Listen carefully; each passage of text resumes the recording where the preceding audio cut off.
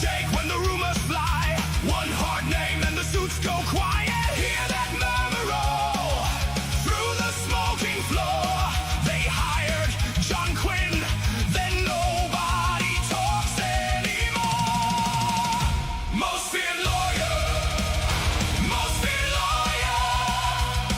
The lawyers all fear.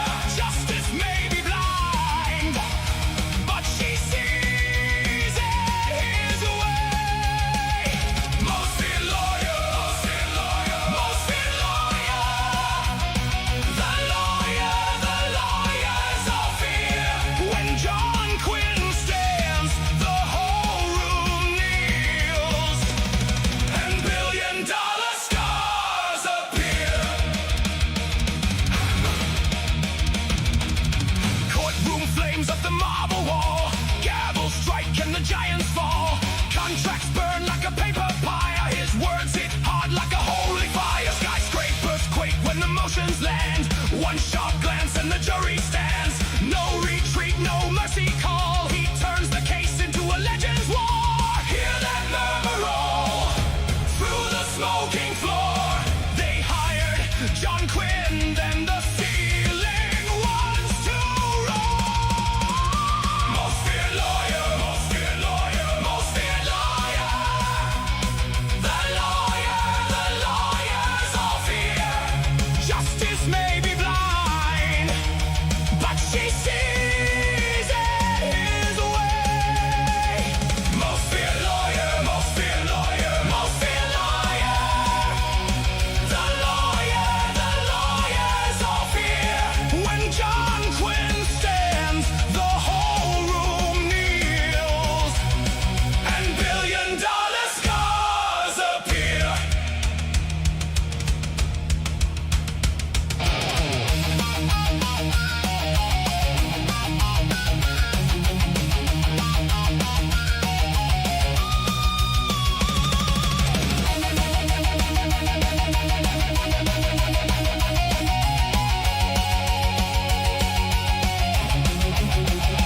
When the skyline cracks and the silence bites, he walks through the wreck like a blade in light. No crown, no throne, just a name that wins. One more strike and the thunder begins.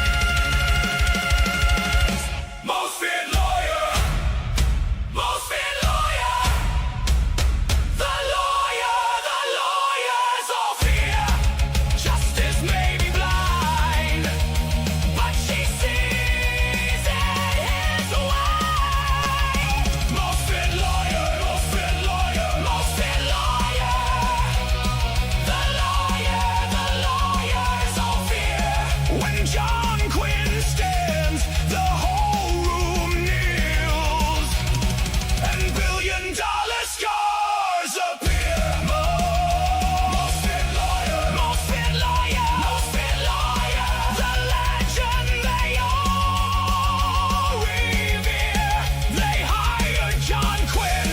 The war is on, and the verdict burns right here.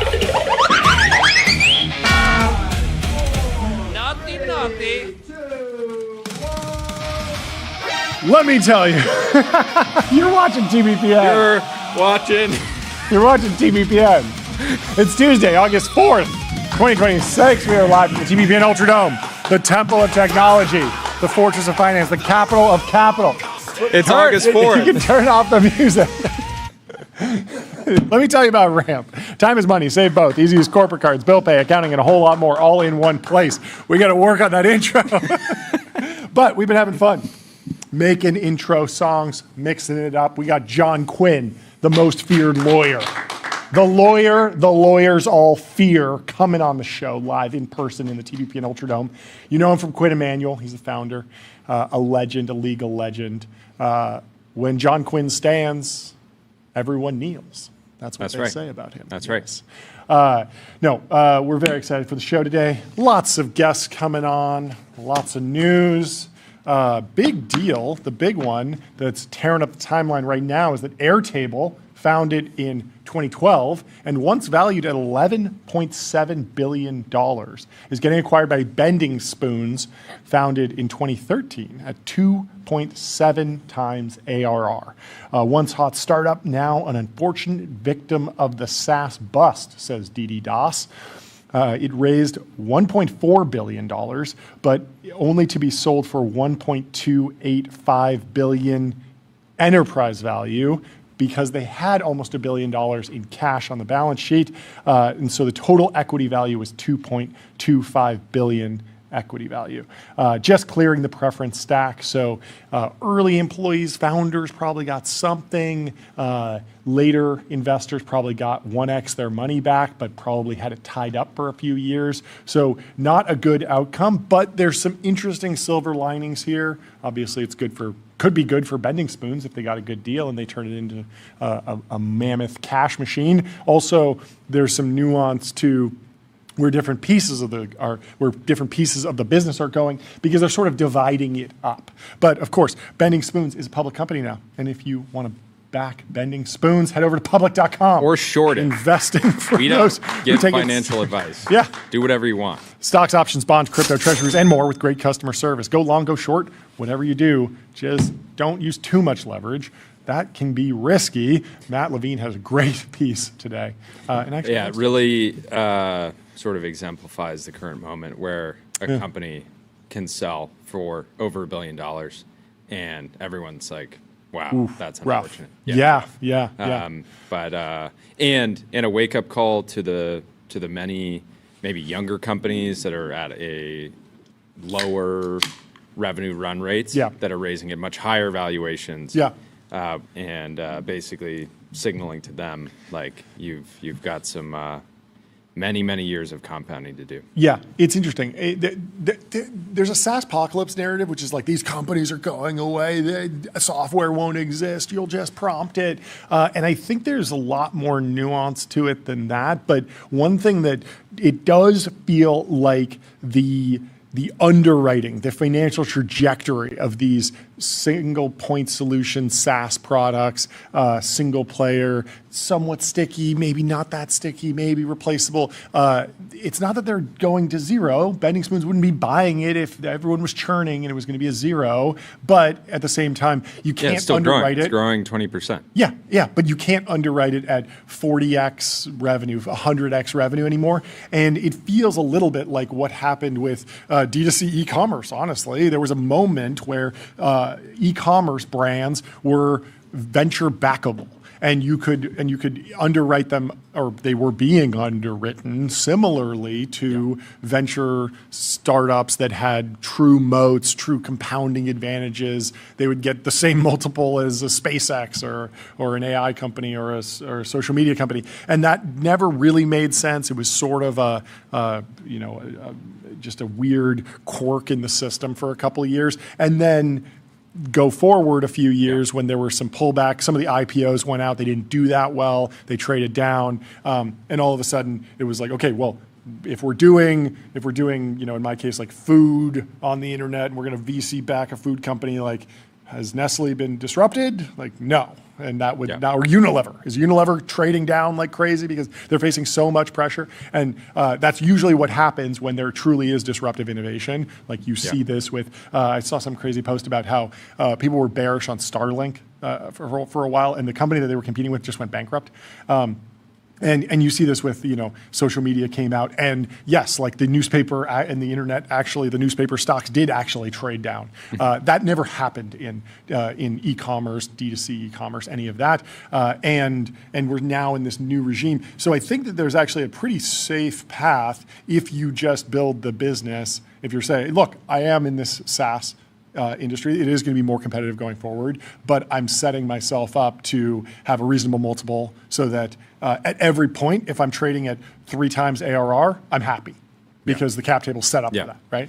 Yeah, one thing I will say is I started using Airtable shortly after it, or It was 2015, right? So I probably started using it a few years in, but the way that I used the product back then for my first business, I would 100% just vibe code a solution today because I was using like very basic dashboard functionality. Yep. I wanted dashboards that we could use internally, share externally. Now it'd be quite easy to just do all of that in Codex or your favorite agent. So I do think that business is very much under threat over the long run, but still has sort of compounding that it can do, just given how deep it is into the Fortune 500 and the long tail of small businesses. I'd be very interested to know what is, new user, new logo growth like versus just expansion within an organization. Because if you have some company that's already sort of running on Airtable, they're growing, so they're adding seats, they're adding functionality because they're sort of bought in and they're not going to rip it out. What does that growth rate look like versus new companies actually going and signing up and saying like, yes, this is the best tool for the job, because you do get a lot built for free and like it's not like they don't have access to AI agents that can improve their systems. Like you might be doing a lot of maintenance on your vibe coded solution, but at the same time, a lot of people, especially in smaller organizations, were using this as like just one small dashboarding tool, one small database that is sort of replicable. So interesting to see where it goes. Just like an interesting data point in the SaaS apocalypse, late stage growth. Like, is it a zombie corn? What term are you using for it? Jared Sleeper has some more thoughts. 480 million ARR growing 20%. It's a unicorn exit. Many very satisfied customers, including Jared Sleeper for years. Fantastic run. Never underestimate how much VCs love products that make, quote, everyone a builder. The wrinkle is that one-player products are high churn. Was Airtable, I feel like the whole pitch for Airtable was that it was multiplayer, but maybe that wasn't the way that people were actually using it that often. A lot of people would just be like, oh yeah, that guy on the team is using Airtable for that thing.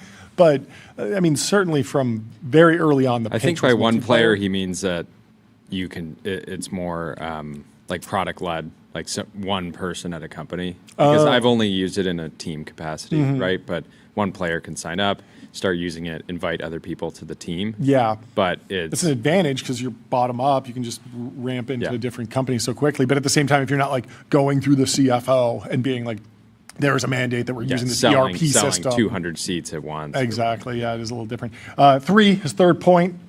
Gross retention remains the single greatest predictive variable of terminal value for any business that doesn't have a scale effect or network effect. It dictates somewhat mathematically what folks like Bending Spoons will pay. Great to see employees get liquid, but perhaps sad that some are learning about liquidation preferences, SaaS multiples to their disappointment. So, of course, if you had mentally marked your stock at 11 billion, but then this deal happens, the investors that put in that money at 11 billion, they're going to get their money back first, and then you're going to have to fight for whatever's left over, the scraps. Silicon Valley can do a better job talking to employees about what stock is worth in various scenarios, but no one is incentivized to do it. Well, I mean, you can also just look it up. There's a whole bunch of blog posts about it. You can ask ChatGPT and get a whole deep dive on run this whole scenario and play out every possible option. But yes, I agree. No one likes to, we're closing a big candidate. Let's tell them about what's going to happen if Bending Spoons comes in and destroy. Let's tell them what happens if we get our spoon banned. Bending Spoons is emerging as the constellation software of the prosumer higher churn SaaS is a fascinating turn of events and a good thing for pref stacks everywhere, just because there's more liquidity for systems. Well, it's a buyer of last resort. Yeah, whereas like no founder setting out, hey, I want to go on this generational run and then get my spoon bent. But it's still great because it allows. Again, it is real liquidity. Yeah.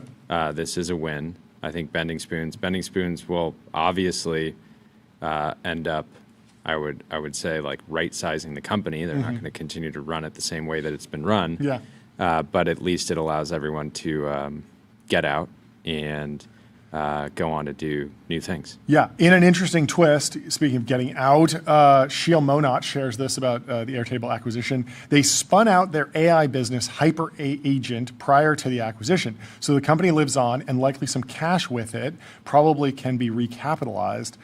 Seems like a fantastic outcome, shed the old business and focus on AI. So I would be very interested to see who is going to be working at HyperAgent. Is this something where the founders didn't want to exit the business entirely and then just start from scratch? They wanted to take a whole bunch of the team with them, and they wanted a bunch of the resources and learnings, and so they were able to package everything up, and this will be something that's very founder-led? Or was this just, okay, that is a more expensive piece of the business. Bending Spoons, it's earlier in its ramp. Maybe it's working, maybe it's not, but that's not the business that's Bending Spoons in. And so this is more like a Bending Spoons Bending driven. Spoons, look, we've had both founders on the show. Yeah. Bending Spoons is like, hey, let's take a great product and just basically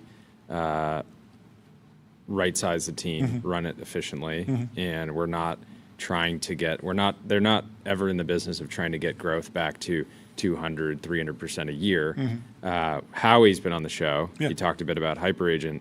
That's a product that, if they execute well, can grow 10x year over year, right? And so I could imagine, again, leaving some of the team to just continue running Airtable indefinitely, and then, again, like you said, taking some of the talent out and saying, like, let's take another big swing. It's a fun twist on like post-acquisition. What do you do in this scenario? Like the team doesn't necessarily need to stay on. That's not the Bending Spoons thesis. There's not some crazy earnout probably for most of the team members, and so you have the opportunity to go do something new. And if you're already all set up, it's like just put everyone together before the deal happens. The other thing that's notable is Notion. I think just did a tender. They just did a tender, or they did a tender a while ago. I thought that at some point within the last year. Really? At 11-ish billion, they're at 600 million. No, you're right. This was January of 2026. Yeah. I saw this quoted as like, And do you have any idea how quickly they're growing relative to Airtable? I imagine they're growing significantly faster. So the news was that on January 26th of 2026, Notion, which very much feels like, easily comped to Airtable. Airtable was like modern Google Sheets. Notion was modern Google Docs. Of course, there's a ton of overlap in the capabilities, and there's a lot more to it, but Notion sort of feels like a similar shaped business. But GIC, Sequoia, and Index purchased Notion shares in a private tender offer January 26th of this year. The total tender was $270 million, an $11 billion valuation, which was the last valuation, I believe. They say we waived a 1-year vesting cliff on options for current employees, so I think everyone got to participate. There's a whole bunch of returning investors. At Notion, in 2025, Notion's growth rate accelerated on the back of AI adoption within our platform. As of last year, more than 50% of the ARR came from AI-enabled customers. The growth over the last 12 months is happening globally. They don't share an actual growth rate, but I don't know. Everyone must have been optimistic at the time because they did the deal at the full 11 billion. So anyway, Bryce Roberts is laughing at the VCs, I guess, who were able to play the markup game and were able to raise 1, maybe 2 funds on the Airtable markups alone. I'm sure there are some, but I mean, most of the funds that were in Airtable were in a bunch of stuff. So I don't know how true that is. Maybe the really early stage people. I don't know. Anyway. Yeah, Airtable did enough rounds back to back to back that pretty much every fund is in it. Yeah, and they also have a bunch of other investments that are high performing during that era. I don't think he's making fun. He's just pointing out the silver lining. I don't know. Liquidity is laughing about the fact that Bending Spoons has a very soft, friendly brand. Bending Spoons branding, very simple. And it just sounds like such a simple name. It's not like Cerberus Capital, and yet when they negotiate, they're presumably difficult to negotiate with. I don't know. I mean, in a certain situation, you can be very friendly and amicable and just sort of say like, yeah, we're a buyer at 2.7 ARR. We're not going to like screw you over here. We're just going to give you, this is a fair price, take it or leave it, and you can take it. You don't necessarily need to be this like crazy werewolf of like a shark, There's just not that many buyers for a company like Airtable. Yeah, and it's a just sort of in this economy, a slow growing enterprise software business, right? There are not that many buyers. If Airtable had wanted to sell in 2020, I'm sure they would have gotten meaningfully more. They probably did have offers at different points. You could imagine Airtable, ending up at a Salesforce as an example, right? But now Luca is saying the buyer of last resort is like maybe unfair. Just like a value-based buyer. Yeah, I don't know. I mean, it is. I guess it's like, the first resort would be like the hyperscalers, but it's ideally you never sell. Yeah, you go public. Yeah, and just keep compounding. Yeah. Second best would be a strategic. Yeah, right. And it just feels like the enterprise tooling market is pretty mature amongst the hyperscalers. Like Microsoft's not going to replace Excel with this. Google's not going to replace Google Sheets.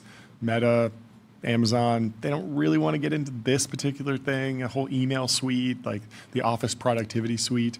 And so you get to this price and it's like IPO or sell. And so they chose sell. Anyway, let me tell you about Shopify. Shopify is the commerce platform that grows with your business, that lets you sell in seconds, online, in-store, on mobile, on social, on marketplaces, and now with AI agents. Snap earnings happened, and Evan Spiegel was on CNBC talking to Sorkin.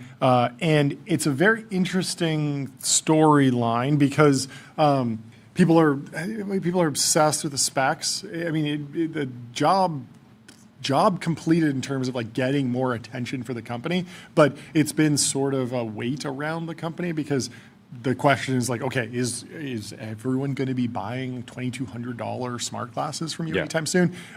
When that's not really the story. The story is actually like the revenue growth, the profit, the operating leverage that's coming back into the business. So, overall, it was a good quarter for Snap, clear beat. Revenue was up 19% year over year, with profitability and cash generation rising even faster. So that's that operating leverage. They're growing revenue faster than their growing costs, and so they're increasing their margins.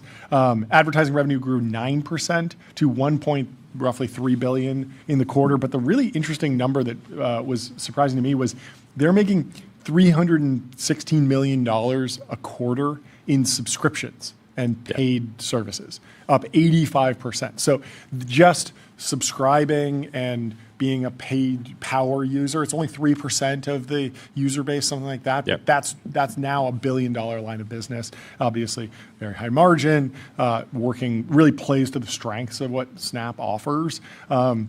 And usage is up globally, but they're losing a step in Western markets. So the North America, I think, fell 7%, and Europe fell 2%. And so that's not great for long-term ad monetization because you want to be in the richer countries generally. But still, revenue is accelerating. They are monetizing better. And that's probably an AI story. It's just like a boring AI story because it's like the ad recommendation system got a little bit better. Nobody really cares.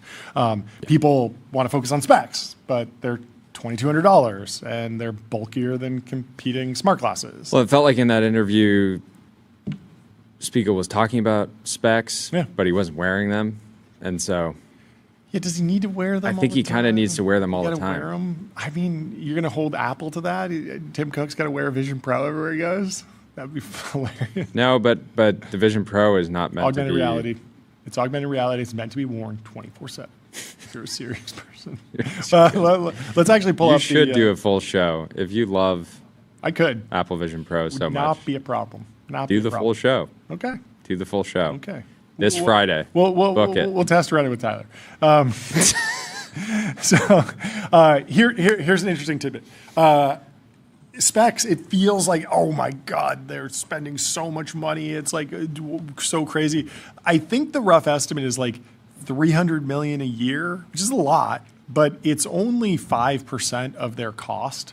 it's like 20% of their overall R&D budget, maybe something like that. These are very rough numbers, but it's not like if they just spun out specs or cut specs and they were just like, we're not doing anything there, all of a sudden the business is like wildly profitable. It's not that big of a stone around the neck. It's more just like a distraction and a question. And it's also not great that on the earnings call they asked how many pre-orders have you sold, and he sort of danced around it and didn't really give a straight answer on that, because if it was good, you'd probably be like, yeah, we sold a you'd lot lead of these with that. things. Yeah. It's and even Meta selling what I think now is millions of devices. It's pretty good. Is not exactly like shouting. They don't want people to necessarily focus on that. Totally. Even though it is a proof point that there is a market here for camera glasses, basically. The crazier thing with Snap is that this is a business, even after it's traded up 13% today, the business is at a $6 billion a year run rate, and it's trading at under 10 billion, right? Yeah. So which just goes to show how even with some momentum across the business, people just do not have faith in the company. Okay, let's play a little bit of Evan Spiegel on CNBC. I want to hear him talk. Snap reporting Q2 results after the bell on Monday. They scored an earnings beat with $1.6 billion in revenue. It's 19% higher than just 1 year ago. And joining us right now for more, Snap CEO Evan Spiegel. He did not bring his glasses on the set, but we're going to talk about those glasses in just a minute, because I think that's been a big part of the story. But you beat across the board, not just, by the way, on the revenue piece, but on the margin piece, which is what I think the market was actually looking for. Yeah, well, first of all, thanks so much for having me on, Andrew. It's such a beautiful morning here in Aspen. It was a great quarter for Snap, and I think what folks are seeing is that the free cash flow in the business is really starting to inflect, which is allowing us to offset dilution, to strengthen our balance sheet, and of course to continue investing in the future, which is so important to us. Okay, click forward to like 2:30. Pieces of that story. I mentioned glasses. We'll get there in a second. I think glasses. I want to hear him talk about glasses. About $2,200 right now. $2,100 is what they're going to come in at. $2,195. Okay, so the question that I keep thinking about is under. How quickly those can come to market in a way and at a price point that people buy them, en masse, and how you think about the competition coming from whatever you think Apple is ultimately going to create, whatever you think Google is working on, and whatever you think Meta is going to do next. Well, we've been working for more than 12 years to reinvent the computer and make it feel more human. I think today people are spending more than 7 hours on average staring at screens. Specs represent the opportunity to bring computing into the world, to make it a shared experience, and ultimately to help bring all the productivity gains we saw in desktop computing and laptop computing to the real world and to real world jobs, which is the vast majority of jobs, about 60%. Of jobs. So I think this computing transformation is incredibly exciting. We're certainly the leader in the space. I think specs represent a totally new category, right? If you look at the landscape today, you have very bulky but capable headsets, and then you have very limited but lightweight AI glasses. And specs represent the capability of some of these VR headsets in terms of the immersiveness and the ability to really have a full workstation experience, but with the wearability of some of these lighter weight glasses products. But do you say to yourself, Apple's going to come and do the same thing, and Meta's going to go? I mean, so how do you think about that, given the cost of putting this all out there and the amount of money that some of these big companies can actually throw at this? Yeah, well, I think, as we look at the history of innovation, I actually think one of the things that helps power innovation are constraints, right? And one of the things that makes Snap so unique is that we've been so laser focused on specs for such a long period of time. So I think this focus, our history of innovation, and our first mover advantage in the space. It feels like it should be a different company. If you want to be laser focused, it feels like the benefit would be like, do the Elon thing, start a separate company that is laser focused on it. The investors in that company are laser focused on that. The employees. Yeah, have a distribution deal with Snap. Yeah, just have this we're good on this video. Just get Snap to a really polished, oiled machine. You own all the equity. You have the founder control. It's your financial backstop, your credibility to actually go and truly laser focused, because it's weird to be laser focused on a thing that's not your core business, and then everyone's just constantly asking you we'd love for you to laser focus on the main business that's making millions of dollars every year. Like, seems pretty solid. Yeah, it's like making $6 billion. Well, what do you think, Tyler? Yeah, I mean, earlier this year they did spin off the AI video company. Yeah. And that seems like much more related to the main, Snapchat app than the glasses, right? Wait, what is the AI video company? I think it's called Dotmo. It was like their internal generative video team. Interesting. I feel like having in-house... Yeah, it also... He was talking about enterprise use cases for the glasses. I mean... Like workplace use cases. that's It's always so where the hard to stuff imagine. goes. It's as an independent company, you make a really great device. Yeah. I can imagine that company having its own go-to-market motion saying, hey, Amazon, we want you to use our devices across your workforce, and maybe they do a pilot. Yeah. But trying to sell in like Snapchat glasses into the enterprise feels like just going to be a tough sell. I also wonder, I mean, I don't know if this would actually be a good strategy for such a big company, but I would be interested to see if there's an opportunity just for another physical product that could actually get to scale that's way cheaper.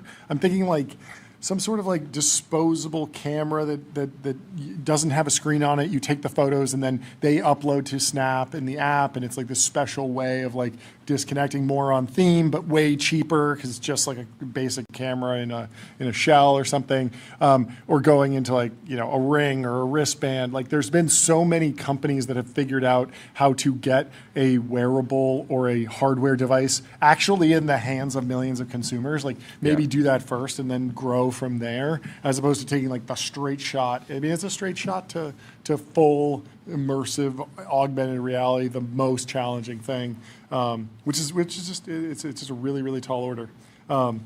Anyway, let me tell you about MongoDB. What's the only thing faster than the AI market? Your business on MongoDB. Don't just build AI, own the data platform that powers it. OpenAI is firing back at Apple.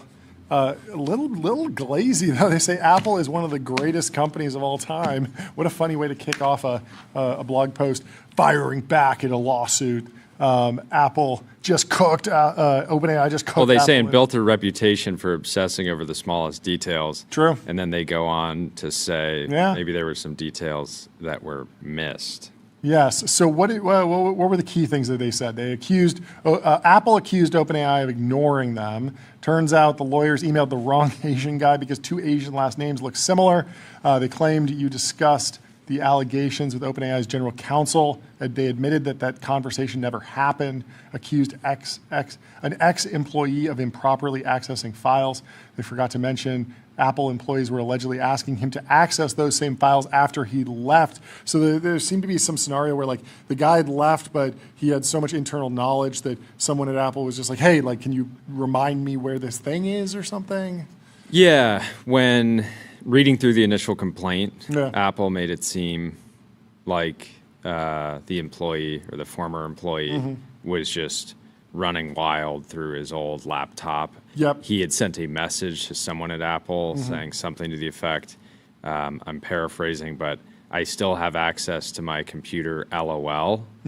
But the reason that in the text messages that they shared, you can imagine the reason that he was there and sending that message. Why would he send the message if he was doing something that he was that was wrong, or that he would feel guilty of? Right? He was helping his former teammates, and they say there's 10 other people I could ask you, but you're the smartest, or something like that. And so when you have all this context, the story looks quite a lot different. Yeah, they're sharing a lot of text messages. You can go read the blog post, but there's like full back and forth iMessages between Chang Liu and Apple employees, where Chang, whose last day at Apple was January 22nd, 2026, is being asked by his former colleagues to help them locate files and information to assist them with their Apple work. Note, other individual names and Apple confidential information has been redacted. So certainly another wild...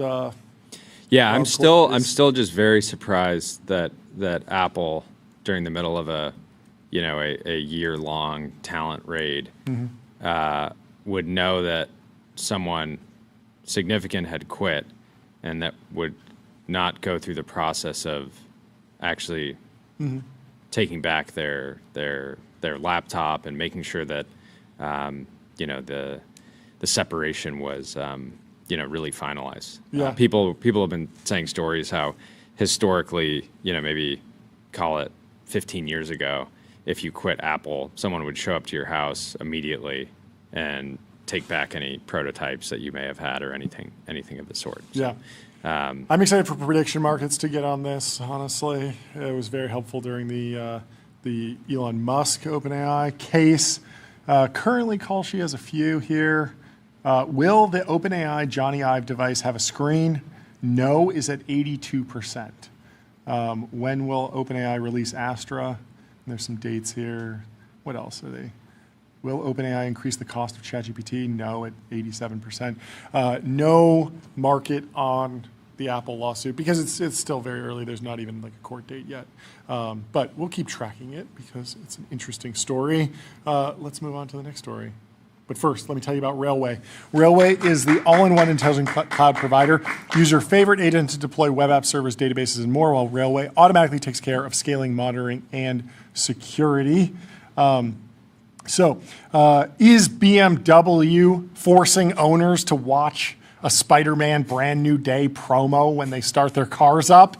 That's the question. A lot of people were upset about this. Jordy this morning is like, this is awful. There's some nuance here. So BMW owners are debating the company's latest in-car promotion after videos spread across X showing a Spider-Man Brand New Day animation appearing on their vehicle's infotainment screen at startup. And the reason why this fake news triggered me was back in the day in college, I was getting a Kindle. Yeah. And on the checkout page, it was like, do you want to save $10 and get the ad-supported Kindle? And as a college student, I was like, saving $10 sounds pretty nice.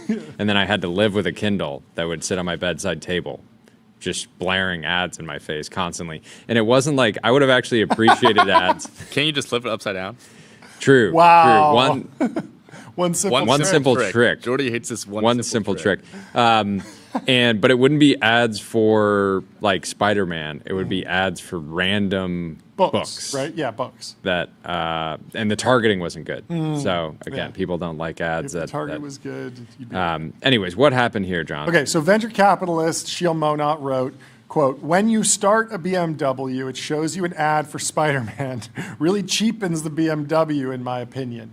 A16Z partner Josh Ellman added, of all the brands I thought might bombard you with in-car ads on screen right when you start the engine, I had BMW pretty dang low on that list.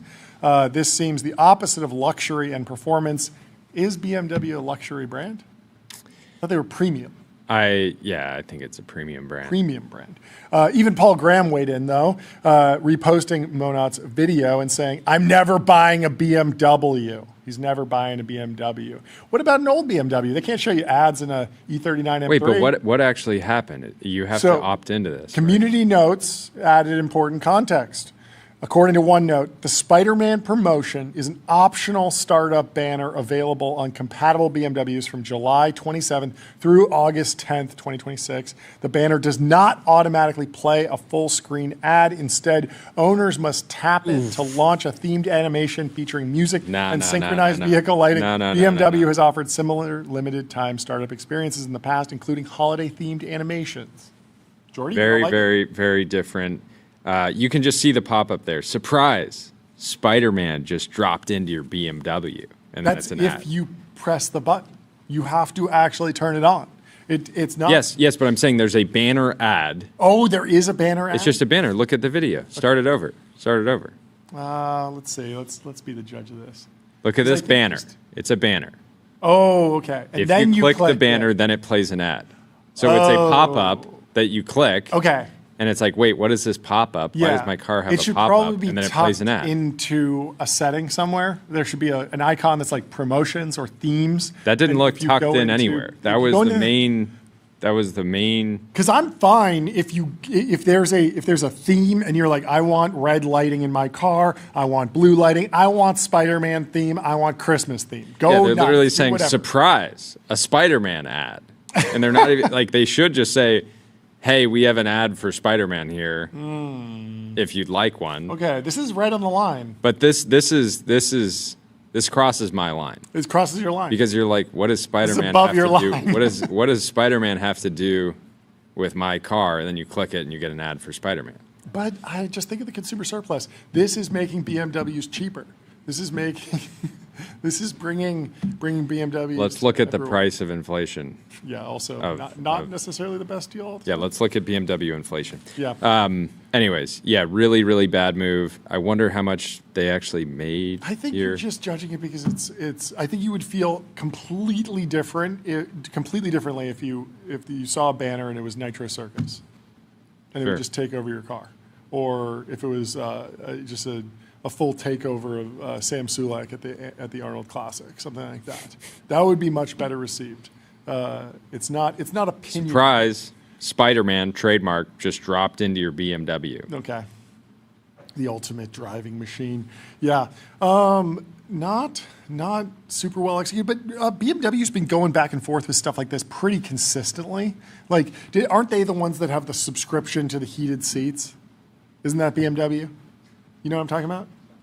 So yeah, I remember something they like that. put the wires to heat the seats in every car, and then if you want to use it, they charge you monthly.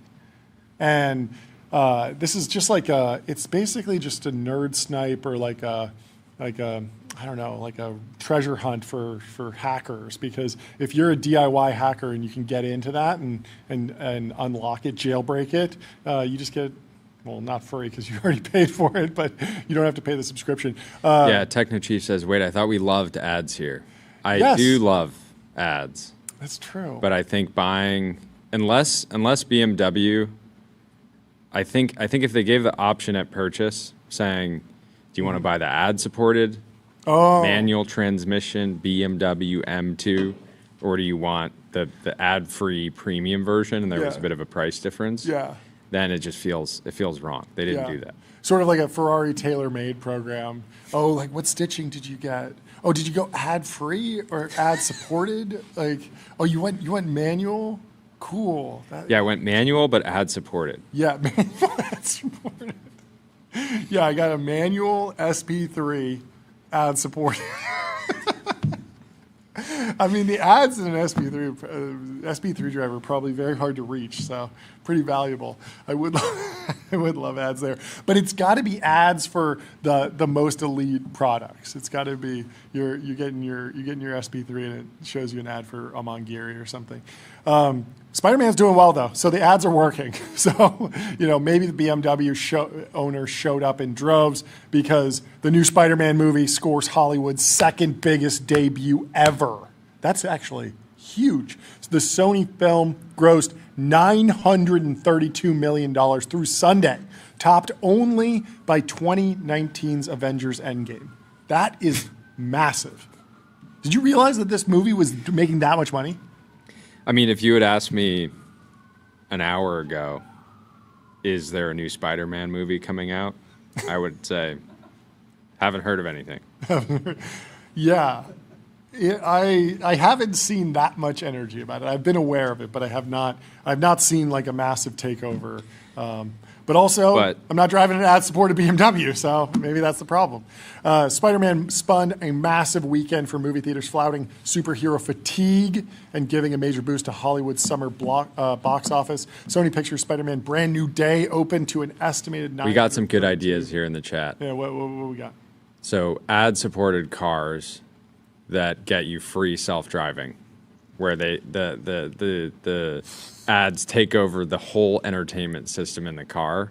So you're sitting there relaxing, the car is driving itself, but then it's just blaring high volume I'll take it a step further. Every 5 minutes, 1 30-second ad. What if there was full volume? What if there was a whole company dedicated to building self-driving cars that was funded by an advertising company, like a company that just prints billions, hundreds of billions of dollars in advertising, like their DNA is advertising, and then they go into the self-driving car market. Why has no one done this before? They would have a huge advantage in terms of targeting. Yeah, why has no one done this before? Yeah.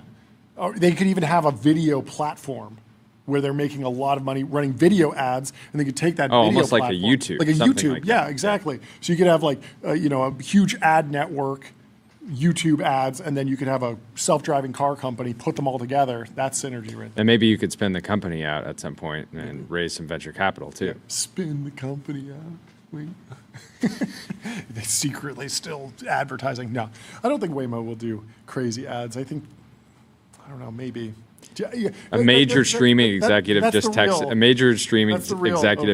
me and says, "Okay, going to get Tubi to build a car right now." You got to build a car. You got to do it. What else is going on here?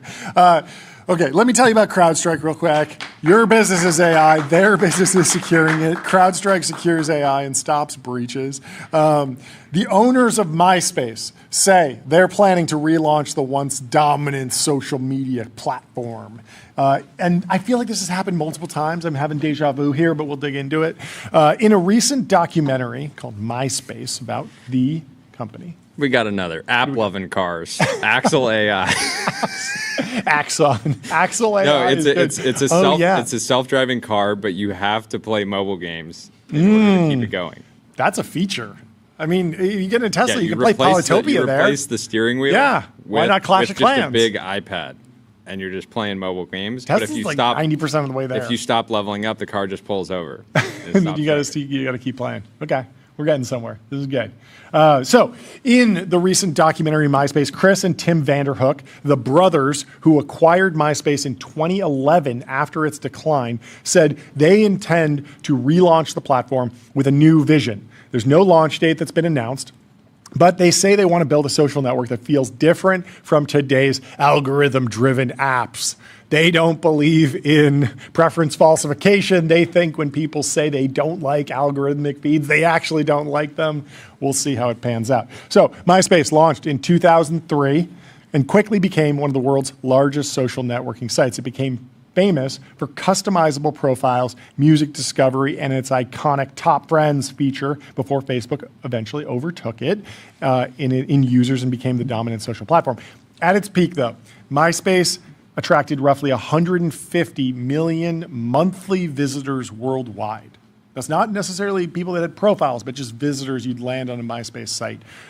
So huge for the day, but not huge by modern standards. So the platform's ownership history mirrors its dramatic rise and fall. In 2005, Rupert Murdoch's News Corp acquired MySpace's parent company for $580 million.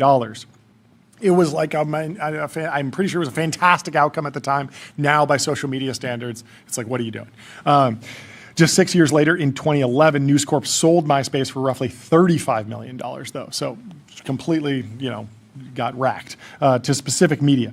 Led by brothers Chris and Tim Vanderhook, Justin Timberlake invested in the company and became a prominent creative advisor during the acquisition. In 2016, Time Inc. acquired Specific Media's parent company in a deal valued at about $87 million. 3 years later, Meredith Corporation acquired Time Inc., briefly inheriting MySpace before selling its stake back to the Vanderhook brothers that same year. All told, MySpace went from a $580 million trophy acquisition at the height of the social media boom to a roughly $35 million distressed sale. Just 6 years later, today, MySpace.com is still online, primarily serving as a music and entertainment website while its owners prepare what they hope will become a second act. Are you bullish? What do you think they should do? What's the advice for the owners of MySpace.com? Nostalgia. You got to call Bending Spoons, right? Is it making any money? That's the issue for Bending Spoons. You're going to get one Italian teenager to run this whole thing. They're like, if you were making $500 million, we would love to buy you for $1.2 billion. Yep. But since you're making less than... I don't know if they're making any money. It must be making some money, just as a website with some ads on it or something. Who knows? Anyway, let me tell you about Cisco. Critical infrastructure for the AI era. Unlock seamless real-time experiences and new value with Cisco. Our next guest is here already, I believe. We have Grace Lee from Intelligence, the co-founder, raising a seed round from Index Ventures. Brought you in a little bit earlier. How you doing, Grace? Good to see you. Great to meet you. Thank you so much for taking the time to come chat with us. Please introduce yourself and the company. Well, I'm Grace. I'm the CEO of Intelligence. We just launched yesterday. We've been the team behind Design Arena. Yes. Actually, the company started because we were making games. We're trying to make a game engine. We noticed that the models could make playable games, but the games were not fun at all. Like nobody wanted to play them. And we thought, building the harness probably doesn't seem like the right move. What if we could turn it both into a product for people to build games, but also a product for the models to figure out what it is that humans like to play? Like what are playable games that are fun? And then we started that. We just, one of our friends linked it on Reddit. He didn't even tell us about it. And it got like 3,000 users overnight. We're like, well, that's more than the game engine has ever gotten. And since scaled that to 5.6 million people across 192 countries. So every country in the world except for North Korea. We've been told that there are sanctions there, so we can't go in there yet. And then on the Frontier Lab side, we pretty much work with all the major players to help improve their models in hard to verify domains. Amazing. Can you walk me through how Design Arena works, the various incentives that happen to actually get people to review designs from models, and just the whole, it feels like a product that would have sort of like a cold start problem. How did you solve that? How did you scale it? How does it function like in equilibrium? Oh, yeah. A really good question. So we took a look at the optimal form factor for these cases where users are trying to do something, but you don't really know what the optimal end state is. So designers, right? What do they show their clients? They get the client prompt, and then they show the client multiple versions of maybe what they might want to see. That's exactly what the user interface looks like for our users. So they don't actually need an incentive because it's a design tool for them that does what they want because they show them multiple versions, just like in the real world. Like, how does a singer figure out if a song resonates? It's not that they cook in a room really and like study. They just release multiple songs, right? Yep. They see what hits work. How does a game developer figure out what games are playable? They release multiple games and they see what works. So for the user, they actually don't need an incentive to be on the platform. They want to design something or make a game or make a website. And the form factor perfectly fits that. The models, the intelligence doesn't exactly know what the user wants, but then they'll get multiple versions, and through feedback, you can get closer to the end state. And that just happens to be in the perfect shape that the intelligence layer needs to improve more to what it is that humans want in the first place, the preference signal, the user behavior, et cetera.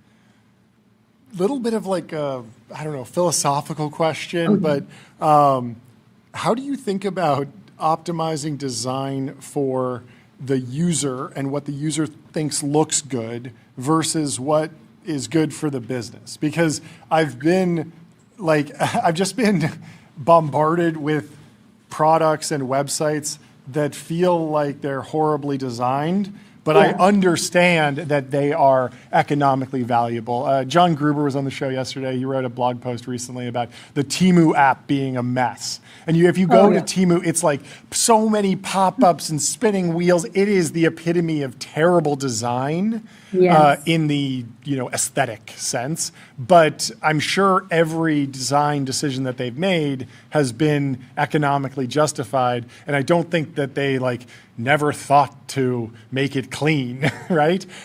So how are you thinking about those two tensions, actually instantiating themselves in the work that people do when they go to an AI model and ask for a design?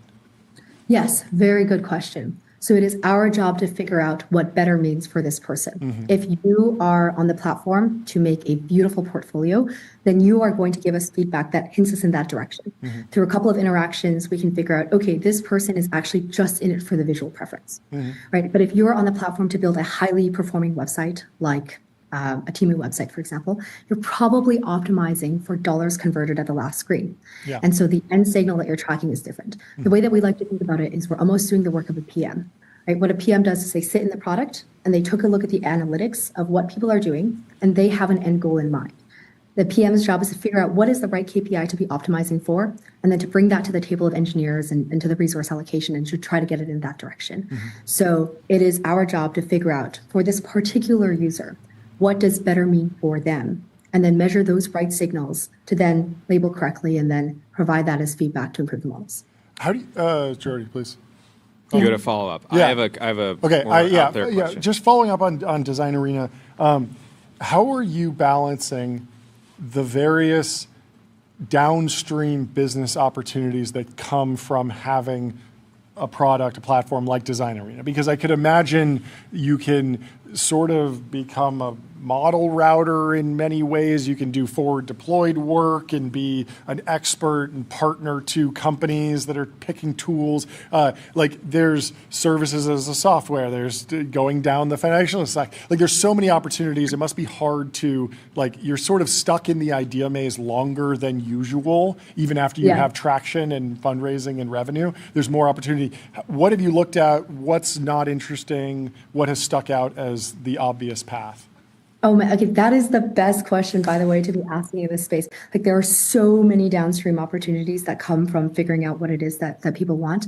What we've found to be the most interesting actually is an intelligence marketplace. Okay. Right? There's some, this is a little bit kooky, but I do believe that there will one day be as many suppliers of intelligence as there are currently suppliers of information. This feels like the early days of the internet, right? Like where anybody can make their own intelligence. I don't care if that's a foundation lab with a main API or something that's post-trained or something that's totally off the shelf with a skill, but there's like a million different suppliers of information. And if you can be the person that best matches the supplier of information with somebody, a supplier of intelligence, I should say, somebody who's asking for intelligence the same way that PageRank for Google search was the critical bottleneck to get the internet into everybody's hands. That is the position that we actually want to be in. So whatever the work it is that we do, we want it to fit into this flywheel that we have. And we want to make sure that we're not just good at value creation, like not just good at improving the models, but also good at value capture. Like once the models get better at design, it's not like our work becomes less useful. It actually means our product can reach more people because they're better at design. So we care about doing things in like the opportunities that are coming our way, which we're lucky to have a ton of inbound from yesterday, that it feeds into this overall flywheel, that if the models get better, we also get better. Yeah. Almost $60 million of revenue.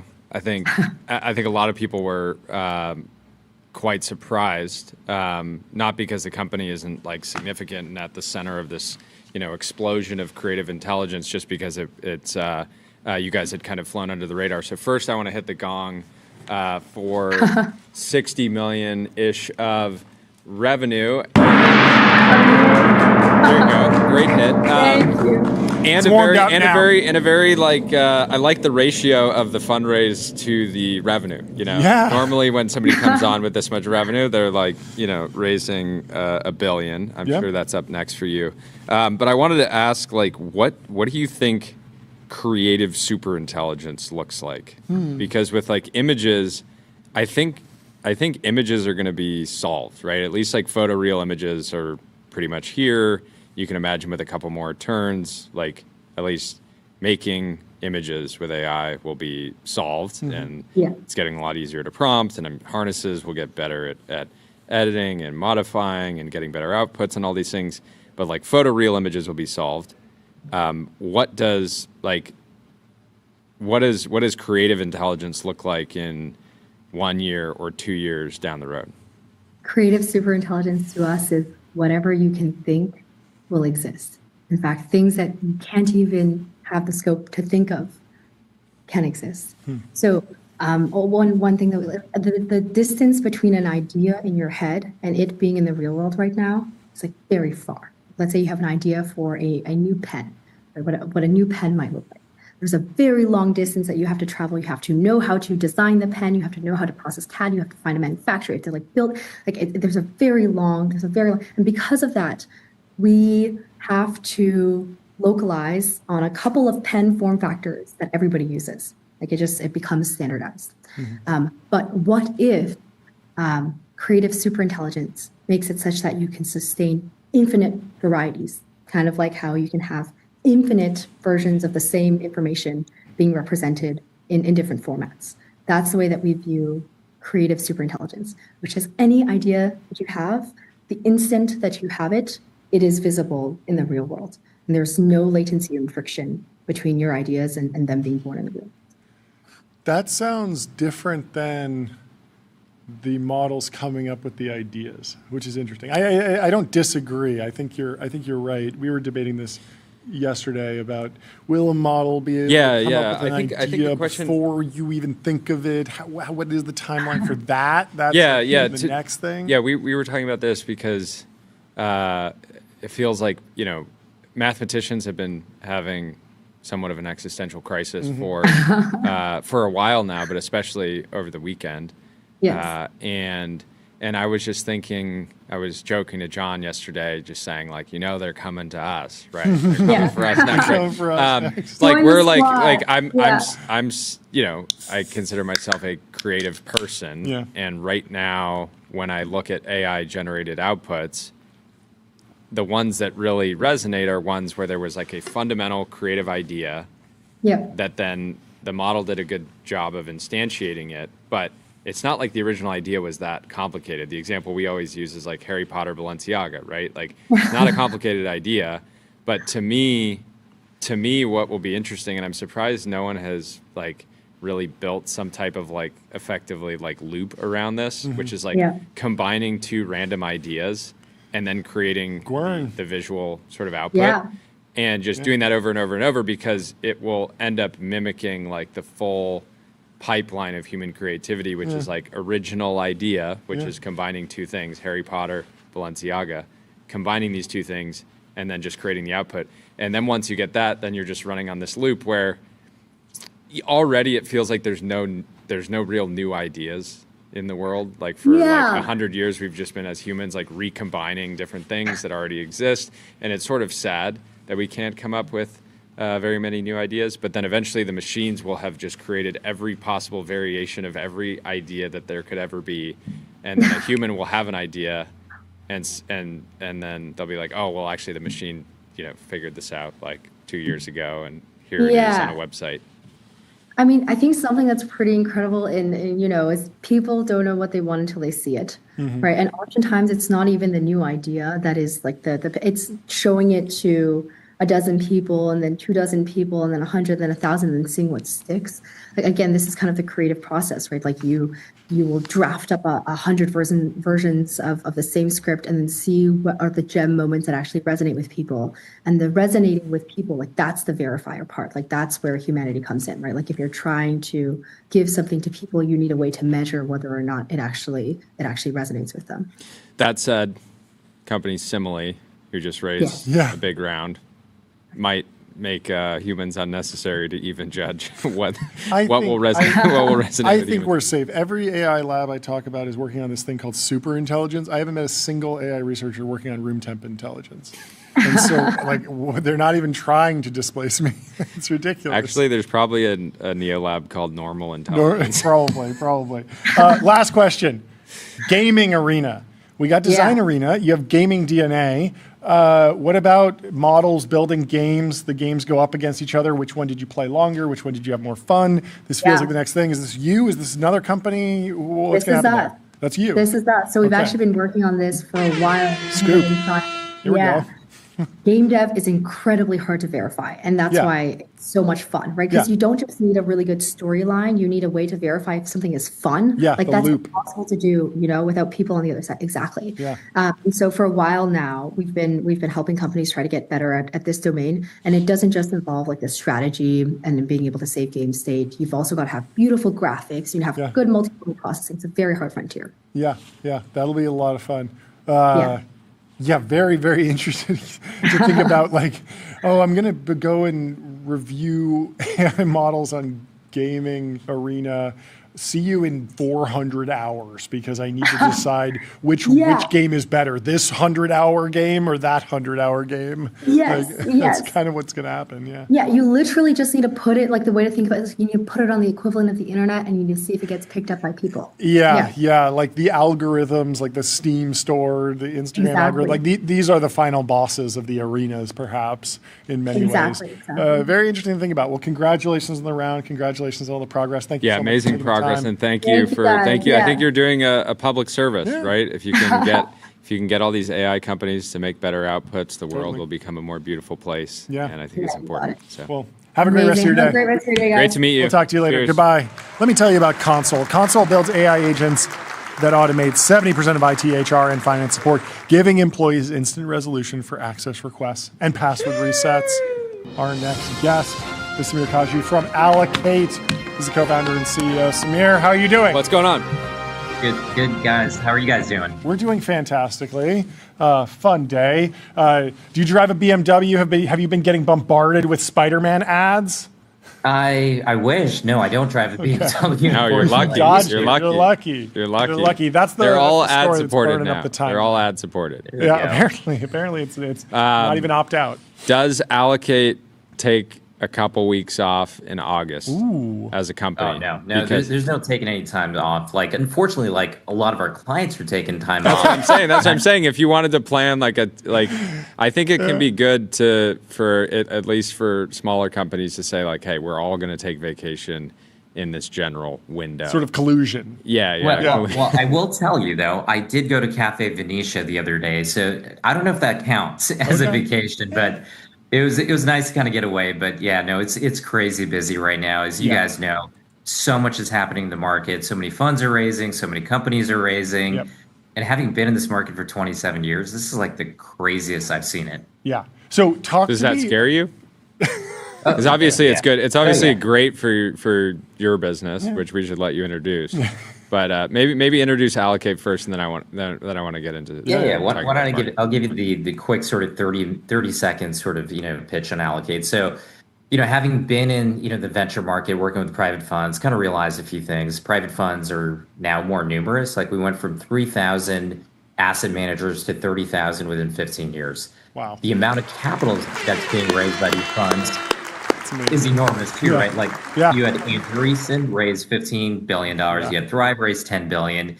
So these companies are staying private so much longer. So the private markets grew from $1 trillion to $17 trillion. And when you look at that, where is that money going to come from? Well, historically, the funds were capitalized by pension funds, endowments, foundations. And then it became clear that they needed to find new ways to capitalize themselves. And one way was family offices and high net worth individuals. The problem is it's kind of a headache to operationalize those small checks. And for the people investing, they can't write $10 million tickets into name your top fund. And so they go through the wealth advisor. So we create basically the bridge between the wealth advisory world and private funds. And for the wealth advisors, they have one place where they can discover, access, execute, and report on private assets. So there's $10 trillion of capital being right now managed by these independent wealth advisors. If you guess what percentage is in alternatives? Less than 5? 3%. Yeah, that's great. 3%. Good guess. Okay. Well, endowments, foundations, pensions, 20 to 50%. Yeah, 20 to 50%. Yeah, exactly. The Yale model. Yeah. We got to get everyone on the Yale model. Yeah, well, you got to be a little bit careful on that for sure. But look, I mean, the reality is like you can't ignore the private markets. You had Anthropic, OpenAI, worth almost $1 trillion. Yeah. SpaceX goes public for $1.77 trillion. Like it's crazy. Yeah. And it would be. It just feels like from. Just like not even just financial numbers, but just the idea of just being in the American economy and being bought into the next iteration. Like there's been this discussion of going public earlier. It's very onerous, et cetera, et cetera. But there is another world, which is just broader exposure through funds. And that's a lot of what's happening here. 100% agree. Yeah. Okay. Once a week, maybe twice a week, sometimes 3 times a week or 4 times a week or even 5. There's a company that I've never heard of that comes on and raises $500 million. And, they're maybe like 1 or 2 years old. That I get a little bit wary because I sort of like my career came online, let's say in 2018. Yeah. I'd been paying attention to startups prior to that, but like really was paying attention in 2018. And we went through this sort of crazy period, and then we saw a pretty massive correction. I got to sort of be on that roller coaster. And so now, while we're back in boom times, I'm just like much more wary than I was before because I was young and maybe overly optimistic, right? And so today, I'm just, when you look at the public markets, there's a lot of valuations seem relatively reasonable. In the private markets today, there's, we saw Airtable. If Airtable was just like I know a SaaS company that has a tiny, tiny, tiny fraction of Airtable's current revenue that is doing a new round well beyond Airtable's valuation, and it's just because they're squarely in serving other AI companies when ultimately they're just as much of a software company as Airtable was. And so you see this like massive kind of disconnect between exits and private valuations. And so I have a lot of alarm bells going off, but I'm curious how you see it and LPs on the platform are seeing it. Yeah, one of the most dangerous things to say in the investing world is this time's different, because rarely is it completely different. So, similar to you, I've had some scar tissues built up. I actually, started my career in '99. I was at Silicon Valley Bank. I was at SVB, and I was lending into the .com. And back then, companies were going public based on one metric, which is eyeballs, right? Like how many eyeballs, how many people are visiting your site? Well, today it's AR, which, as we know, can be a little creative in terms of how people are actually saying AR. What's actually true right now? So I think we have to disassociate, AI as like this technology innovation, which I think is going to be bigger than anything we've ever seen, bigger than the internet, bigger than mobile and cloud, and maybe the biggest innovation since the railroads. The challenge, though, is when you have a new technology of this size and scale, especially moving this fast, the supply and demand for those companies changes. So you have so much capital being raised. People are incented. Like if you're a VC, you're incented to invest in the next hot AI company, which has grown from, let's say, 1 to 10 million to 100 million in revenues, knowing that full well that if you catch the tiger by the tail and you get the Anthropics or you get the OpenAI, your career is minted. And so a lot of capital goes into these companies. And every single time that I've been through one of these, the companies that do win are bigger than ever by a massive degree of magnitude. The issue is so many expensive mistakes. You mentioned Airtable. That was like 2021. I think their peak valuation was $11.7 billion. They raised almost $1.5 billion, and they sold to Bending Spoons for $1.25 billion, right? That means common shareholders get nothing. And the people that came in at the end, they may get a return on capital, but that's a horrible outcome. I thought common shareholders were getting something because the actual the total price equity value was 2-point-something billion. Yeah, 2.2. There's roughly 800 million. And there was but again, it's like a billion tiny on the balance sheet. Tiny fraction of what they would have probably marked it themselves. Well, if that's the case, that's great. But that's not the case for a lot of those 2021 companies that raised at. Sometimes I was seeing 50 to 100x multiples for these companies. Now, the multiples aren't that crazy this time around, and these companies are growing. The bigger challenge is like which one of these companies is actually durable? Like, I mean, is a big frontier model going to subsume you? What happens with open weight and open source models? It's still too early to tell. So I think you're right in that you should be somewhat nervous. But at the same time, venture has always been a power law industry, right? 6% of total companies that actually return over 60%. That's historical. I think it's even more amplified right now. But I'm, in the mindset right now that I've been through these periods, and people always have short memories. Like 2021 was 5 years ago. And, it's almost like we forgot 2022 and 23. Things do not go right when you just plug so much capital with such speed. And so I expect the same thing to happen. I don't know when this changes and when gravity comes back in the private markets, 6 months, 12 months, 2 years, maybe it's even 5 years. Maybe we're all wrong. But I would actually be willing to bet that within the next 2 years, we're going to see some kind of pullback. And then we'll kind of see, what they say when the tide goes out, you see who's wearing the swim trunks. And I think we'll see that next year or the year after. Right, don't you see? Oh, okay. Yeah, that's a better way to put it. See who's wearing the swim trunks. See you swing. Well said. Well said. I want to know how are new venture firms changing in their construction? What you mentioned the boom from 3,000 managers to 30,000, but what are you noticing over the last few years that might look different in the way a new fund gets built? Maybe it's more interns or more or less banker crossover types or more operator, more founders. Are there any trends that you've noticed that you're seeing, okay, that's clearly working at certain funds, more people are following this, even in the way they're structuring or the pacing or anything trend-wise around new fund formation?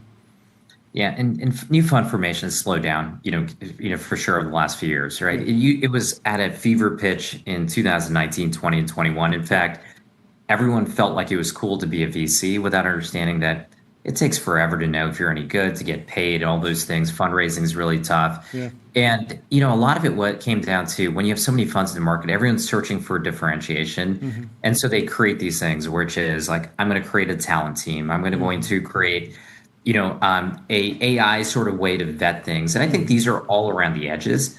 But any venture firm at the end of the day, all that matters is, sourcing, picking, and winning. And you got to do two of those three things really well. If you're a really small firm, it's sourcing and winning, candidly. Like, I have no clue if you're a good picker, and there's so many false positives, right? So I think people sometimes lose the plot a little bit and say, let me create something really unique that I can tell my LPs versus focusing on, am I going to see the greatest companies or the right entrepreneurs in the thesis? And once I see them, am I going to win given sort of the competitive arena? And I think that it's really tough to be an emerging fund. I mean, raising capital, I think it's a great time to start if you have like a reason to win and a reason to exist. Yeah. Now, big funds are different. Like, they're playing a different game. Yeah. Somebody raising a $10 billion fund is just trying to get into the very best companies and plug $1 billion into that company. Mm-hmm. How often do you see someone coming across and pitching sort of a new firm that feels like an old firm in the sense of we're going to go and compete and win $20 million Series A's and B's or something around there, as opposed to the early fund manager, 50 million, solo GP. They're going to do a 100K check into this and like little add-on that feels more winnable, to your point about the importance of winning. The Mount Everest of winning and picking is probably, you're going to go, lead that major round without the signal from a tier one. Yeah, I mean, look, if you're going to do a $20 million, Series A, which is not going to be like a big frontier lab type of company or one of the big mega rounds, you have to. I mean, to raise them in a fund, you probably want to raise $350 to $500 million, right? And who is going to give you the money? It's people whereby you have a track record somewhere else. Sure. So we have seen a few, and this is all public now, but Chemistry is an example of one where you had three people, one from Index, one from Andreessen, and one from Bessemer, right? They come together. They are clear Series A, will lead, and they kind of sit in the middle between the seed funds and the big mega shops who are doing different types of Series A's or different types of Series B's. I see very few of those, though, because the bar for those is pretty high. Yeah. And if we look at 10 funds, maybe one falls into that bucket. Yeah. Yeah, it does seem like it's maybe an underrated white space because there's so many funds they're so big at this point, even though they might be able to win, they're also not that upset if they lose that round because they're like, yeah, okay, we'll just come in with 100 million later and get our position. Like, it seems fine anyway. How did you, looking back, like, what's the takeaway from the solo GP, I'll call it meme? Because it's interesting because it was something that became like very desirable and it was something that I think LPs were interested in. It's something that certainly people that aspired to be venture investors. I think a lot of people have this idea of like, oh, it'd be amazing to be like a solo founder or solo GP, right? You get all the glory, all the economics or whatever. But it's interesting because it just feels like a solo GP, when it works, it's amazing, right? I think of a lot, Gills of the world as, the top of the mountain there. But there's so many cases where for LPs, it's like, well, it'd be great if you had like a solo GP would be cool, but what if you had 3 or 4 partners that were all fantastic and it just increases your luck surface area. And then for a founder, it's like, yeah, you want to basically pick one partner at a firm to partner with, but it's awesome if there's a few other partners at the firm that can maybe make an introduction or open up their network or whatever. So it feels like something that in practice, like it was like a cool idea and there was this moment around it. But now, if you want to win, why would you even like brand yourself in that way?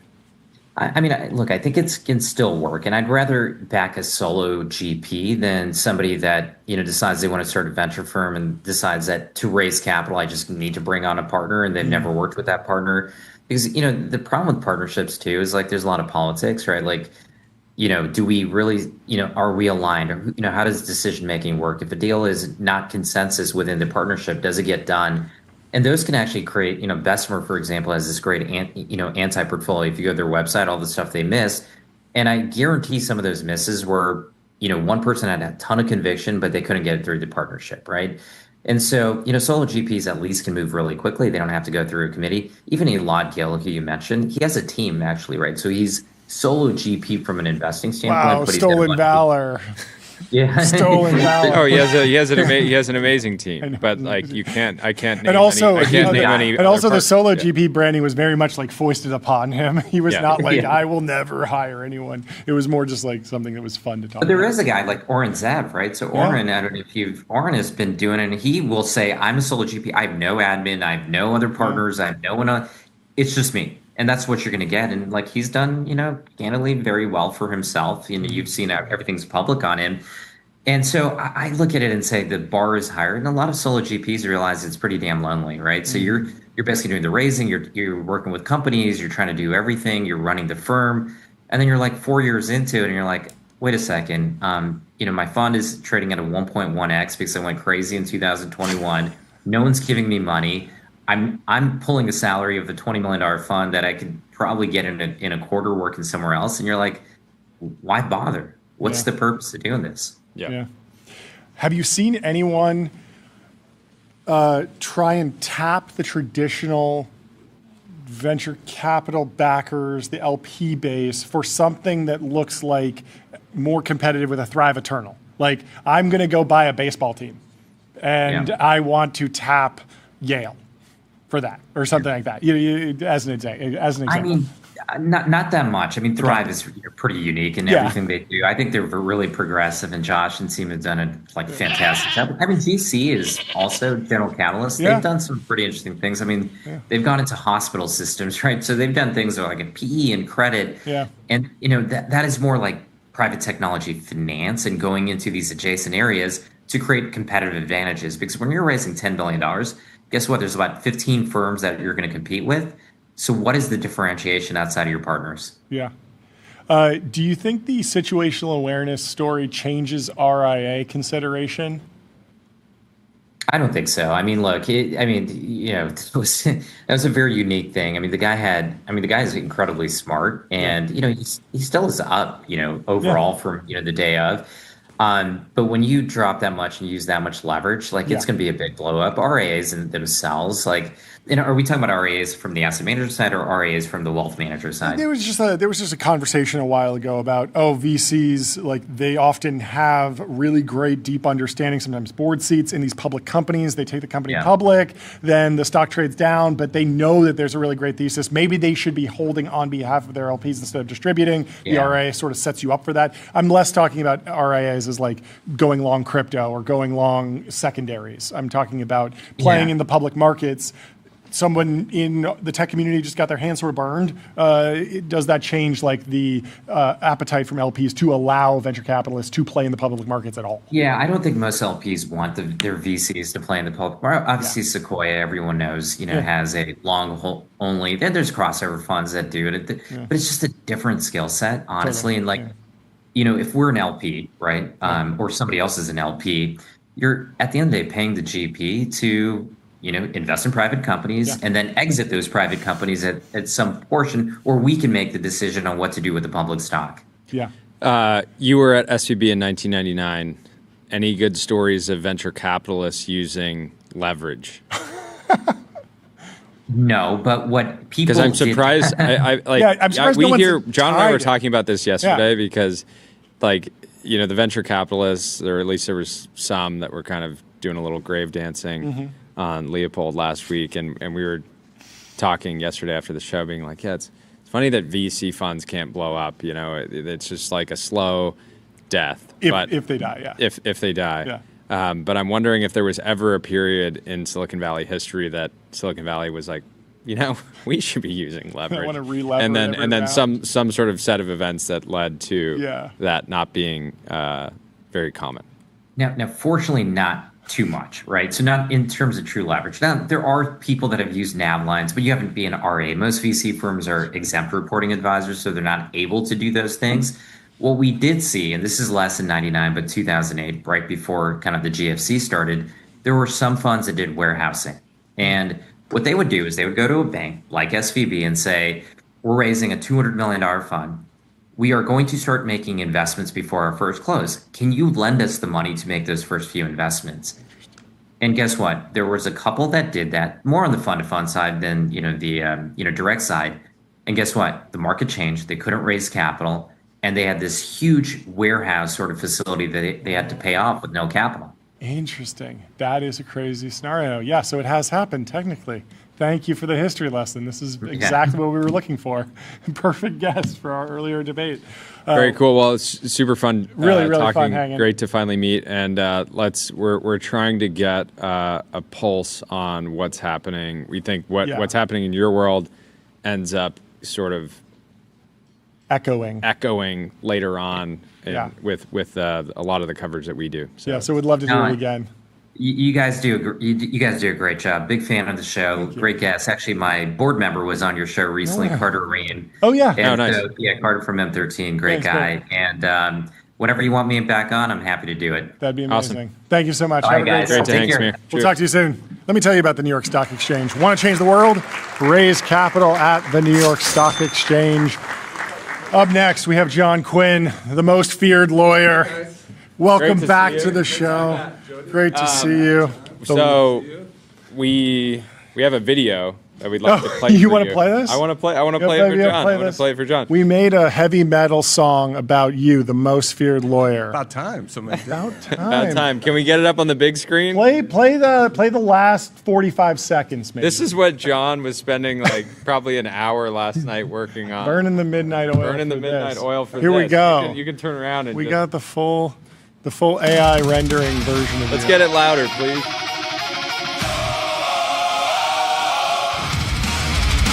Here we go. Steel in the air, names go pale, the room goes still, then the verdict read. In true heavy metal fashion, it's extremely long. But I think this really captures the spirit of what you bring to the courtroom, what you bring to the legal profession. Just total fear and chaos. Yeah, it's not me. It's our firm. Yeah, the firm, of course. 1,300 lawyers. Yeah. Thank you very much. Yes. We'll send it. You can circulate it with the team. Yes, it's key. So we're going to talk about agentic AI. Let's do it. Law. Yeah, I want to talk about that. But I have some news this morning. Give us the news. Do you mind if I reveal something? Please. The general press doesn't have yet? Absolutely. Yeah. So it's a case that our firm has. Yes. And that I personally worked on. Okay. Within the last 2 hours, I got the opinion from the Ninth Circuit Court of Appeals. Okay. The case is Amazon versus Perplexity. Whoa. And it's a very interesting case right at the intersection of agentic AI and e-commerce. Yeah. So we represent Perplexity. Yeah. Amazon sued Perplexity because Perplexity has an agent, the Comet, that users can deploy to go shopping and doing whatever. Yeah. Amazon didn't like agent's Comet going to its website and buying stuff. Yeah. I think because it doesn't have eyeballs. Yeah. Can't see ads. Yep. Can't be upsold. Can't be manipulated. So Amazon sued Perplexity under the Federal Computer Fraud and Abuse Act, which you can bring a civil claim under that for damages. It's also a criminal statute. What it requires, the elements are that you access a computer without permission, that you take information, you get information, and you cause damage. Amazon sued Perplexity saying, your agent is being deployed. We don't want that to happen. We've told you we don't want your agent on our website shopping and whatnot. Very unfortunately, and they moved for a preliminary injunction to shut it down immediately. Yeah. Very unfortunately, the district court up in San Francisco entered a preliminary injunction a few months ago. I mean, we lost at the trial court level. But there's nothing a trial court can do wrong that a court of appeals can't fix. Okay. And just 2 hours ago, we got the opinion from the Ninth Circuit. And the Ninth Circuit understood that Perplexity is not accessing the Amazon's computer. It's the user. The user? The user, yes. The user downloads the Comet, deploys it, and sends it to go shopping. Yep. So justice prevailed. But that, I mean, it's an interesting question at the intersection of agentic AI. There you go. Very interesting. Thank you. All right, yeah, very, very interesting. How foundational is this? Because the Perplexity is just one company that is trying to do this type of thing. I think there's a lot of consumers that want the ability to deploy AI, whether it's self-hosted open source. There's not even a company behind it. They want to be able to do these types of things. At the same time, there's going to be corporate interests that don't want this. Of course. I mean, and we're at very early stages in trying to understand how traditional legal principles, apply to agents and agentic AI. Yeah. I mean, take this subject of something very basic, contracts. Yeah. I mean, it's well known, established that, you can establish a contract between electronic interaction of agents. Doesn't have to be a human being. You can have a binding contract. Okay. But things can go wrong. Yeah, of course. I mean, the agent may not follow instructions or optimize for the wrong thing. For example, you tell the agent, go out, I need some cloud computing time. Go out and buy some compute for me at the cheapest possible price. Yeah. And the agent does that and goes and enters into a long-term contract to get with huge cancellation penalties. Yeah, sure. I mean, that's a problem. Nightmare. Yeah. So, and just the sheer number of contracts entered into by agents. Agents can enter into thousands of contracts before somebody's realized there's been a mistake. Something's gone wrong. That is sort of so, disaster. I mean, what do you do? I mean, if you find out your agent has gone out and entered into a contract that's not what you're interested in, not what you intended. I mean, one thing we know is you can't say it's the AI's fault. Okay. It's not my fault. I mean, there's even a law in California, I think it was enacted this year, Civil Code Section 1714, that says you can't blame the agent. It's your agent, you're responsible. What's the human precedent? Because big companies, I'm sure, for a long time have had issues with an employee entering into a contract, signing. Maybe they have. It's very interesting, and it's kind of the same concepts I think that are going to apply in the agent context. That is, did the employee have authority? Yeah. And even if they didn't have authority, did they have apparent authority? Yeah. If you deployed the employee, they had a job title, they had the card, seemed like they had the authority to enter into that contract, you're probably going to be bound by that. Similarly, with an agent, I mean, the presumption is the agent's out there in the marketplace buying things. Yeah. The presumption is going to be that the contract they entered into is binding and you're stuck with it. Yeah. But there is a concept of mistake that can come to the rescue. If the agent goes out there and buys, because of a parsing error or something in the software, buys 10,000 of something, which historically you've only been buying 100 of, that may put the counterparty on notice that, wait, something's gone wrong here. Yeah.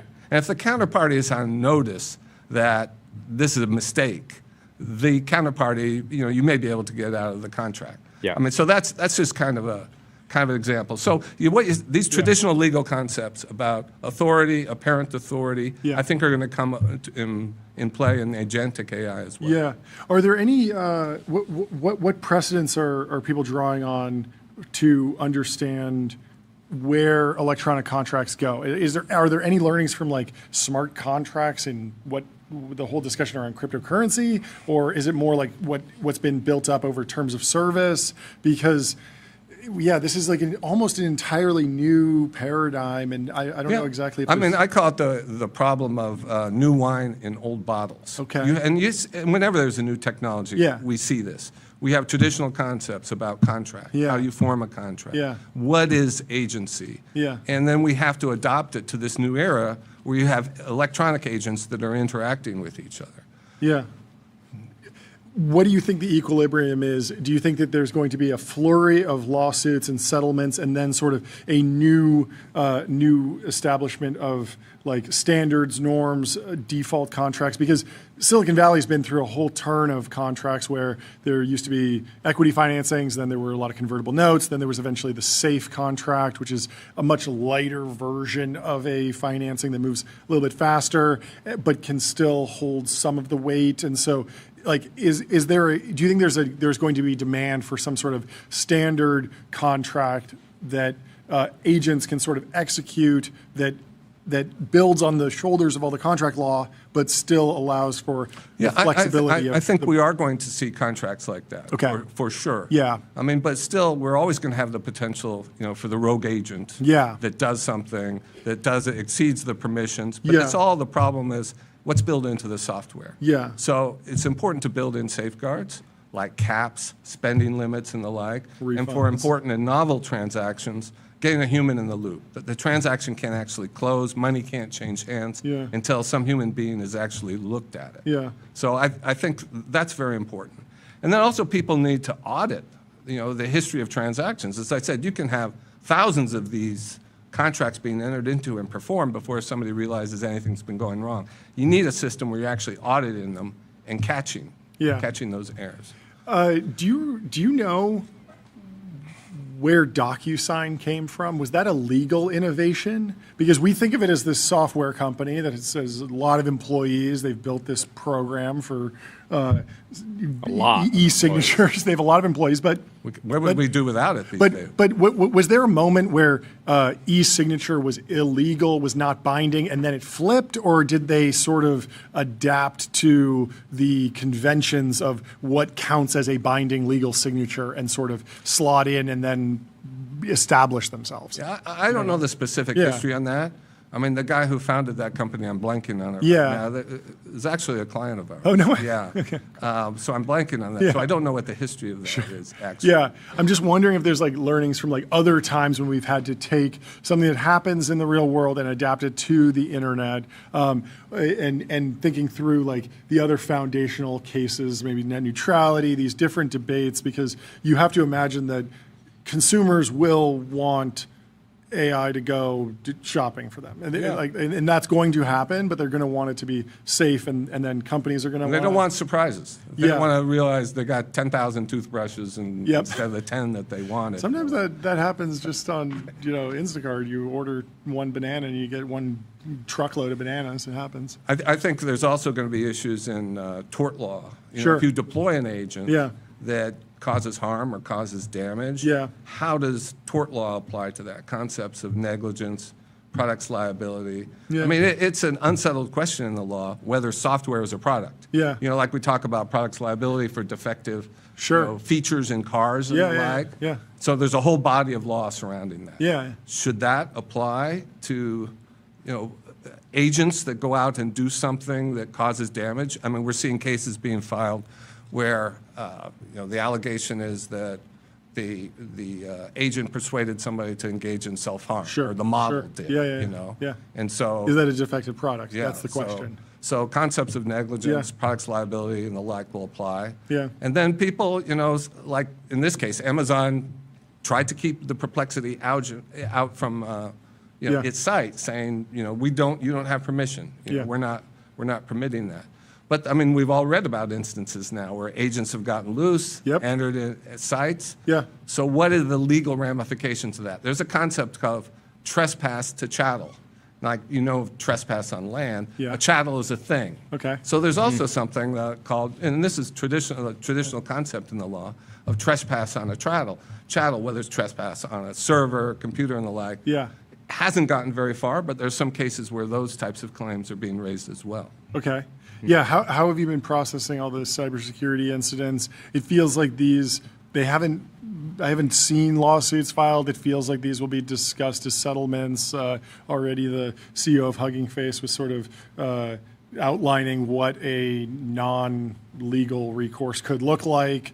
Where do you think this all goes? Do you think there needs to be some precedent-setting legal case to create the template for how these things get worked out if they happen more and more? I mean, the way this, we live in a common law country, of course. So we have legislation, and maybe there'll be a need for legislation at some point. But until the legislators act, and it's hard to get legislators act in this country, the courts will be deciding these on a one-off basis and establishing precedents. So courts still will look to what other courts have done. Sure. I mean, the issue that's been teed up in dozens of cases and that everybody's familiar with is it copyright infringement to train a model on copyrighted material. Yeah. I mean, there are dozens of cases that are teeing that up.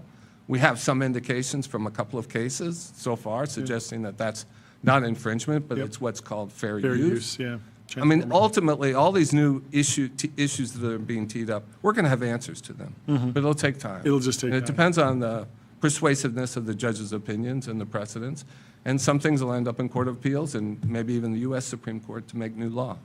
How is the legal industry grappling with questions of liability around AI? If I have a law firm, my lawyer uses AI, is there any nuance there, or has the legal industry had to grapple with what liability, what the services delivered might look like in a world where there's AI agents that are going off and doing discovery or all sorts of different things? Well, lawyers are going to be responsible for what the AI does. Yeah. I think there's no question about that. You've heard about these cases where lawyers have filed briefs in court that have hallucinations. Yep. Cite to cases that don't exist, laws that don't exist, or cite to cases that exist but don't stand for that proposition. Yep. Courts don't have. What do judges think about that? They're not very happy with it. It's like when I start reading something and I realize that it's just a prompt, effectively. No, I mean, lawyers have been sanctioned for doing that. It's something that I think every law firm has to be vigilant about. Yeah. Because, I mean, you can't get the models. I mean, you can try to tell Claude, don't make anything up. Yeah. I only want double check, make sure the case really exists, and it'll kind of be are and say, I'm just an LLM. I can't guarantee that. Seriously. That actually happens. It's funny. How are the lawyers that you talk to at your firms and just other friends in the industry processing just the progress of AI? We had the breakthroughs from one of OpenAI's new models on Saturday that kind of rocked the math world. But I'm curious how lawyers are just processing the models, sort of broad set of abilities today. Well, look, lawyers are, among other things, wordsmiths. Yeah. I mean, so we have targets on our back. It's amazing how much quicker we can get to a finished product that we'd actually want to use, serve on the other side, or file with a court. And, I personally think most of our profession is whistling in the dark, that they don't realize what's going to come. There's a bit of an innovator's dilemma here because big law firms are doing really well. Yeah, from all these AI Why cases. change? What's the issue? So, well, also, I'm assuming a lot of the most high-profile cases are AI related. So at least in the moment, it's creating this sort of surge in demand. Yes, there's a lot of cases relating to AI, these novel legal issues, like this Perplexity case we never would have had 18 months ago, the dispute between Sam Altman and Elon. Just on many different levels, it's generating new work in addition to new types of issues. But I think it's fundamentally going to change the legal profession and the way law is practiced. I mean, most law firms bill by the hour. And if I can press a button and get a work product that's 80 or 90% there, think of all the time, the hours that have been saved. And that really needs to be passed on. The client expects that. They're expecting to see that savings. You said big law is doing well right now, financially, I assume? Yeah, I mean, the law firms, the biggest law firms are doing very, very well. Doing very, very well. What was the hardest year financially for big law or Quinn specifically? So we only do disputes work. Yeah. So I imagine it's not very cyclical, right? There's not. It's not. A lot of people think that litigation is cyclical. Yeah. There's more litigation when there's a downturn in the economy, and less when things are going well. I don't think that's true. Okay. I mean, you'll have more of a certain kind of litigation when there's a downturn, distress-related, reorganizations, bankruptcy-related litigation. But when there's a downturn, people can't perform their contracts. So you have those kinds of issues. But when things are going well and there are profits, companies will bring claims that they might pass on. They'll pick up the nickel, on the floor and say, okay, we're gonna pursue that. So I mean, the disputes world in America is generally pretty good. I mean, we live in the most litigious country in the world. Our legal culture leads the league in that respect. Is that good? I mean, it depends on who you ask. I think that it's a feature of our individualism. Mm-hmm. It's a feature of people's feeling of entitlement that I have rights. Mm-hmm. You know, I can get my day in court. Yep. I can get a hearing. Yeah. So those are good things about it. Mm-hmm. But on the other hand, there's a point of view that it's really a lot of litigation is a tax on doing business. Mm-hmm. And we know that there's a lot of frivolous claims that are brought as well. So you ask different people, you'll get different responses to that. Mm-hmm. Right now, you have these, gigawatts of compute being brought online, and in a lot of instances, there will be like a hyperscaler that is signing up for a long-term contract. And when you look at some of these neo-cloud businesses, a lot of people like to look at them and say, well, look, this is a contract with a major, $1 trillion company. That $1 trillion company is definitely good for it. And NVIDIA's back there somewhere guaranteeing performance as well. And yeah, NVIDIA's usually involved. But in actually playing some of these things out, let's say in the future there's a compute glut. And I think you should debate when that will happen. Maybe it happens in 10 years, maybe it happens in 1 year, maybe it happens in 2 years. No one knows. There's a lot of indicators that you're just going to see demand outstripping supply for a long time. But what do big companies do when they're in a contract that they really don't like and they want to get out of it, even though they signed on the dotted line and it's a bulletproof contract? Because it's not like the biggest company in the world that people are, has amazing credit right now that signed the contract. People are like, oh, it's it's fully guaranteed. But there's a lot of things that companies in that scale can do if they're in a situation that they don't like. Well, I mean, it's tough. They can look if there are big obligations on both sides, big commitments on both sides, and one side doesn't want to perform. A lot of times that precipitates a negotiation because they need each other, right? They've each made commitments to each other. Yeah. So if you and I have one of these contracts and I have a problem, then you have a problem too. Yeah. So we got to try to find some way to work that out. And oftentimes that's what happens. But I think a lot of these structures, financial structures, especially for data centers, are incredibly complex. You have a SPV at the middle of it, has a deal with a tenant. You have all kinds of financing, bond financing, securitizations, private credit, with cross-default provisions. So that if somebody defaults, the whole thing potentially goes down. I think on some of these data centers, we're probably going to see some reorganizations. Everything, look at all the money that's going into this and all the data centers that are being built. Yeah.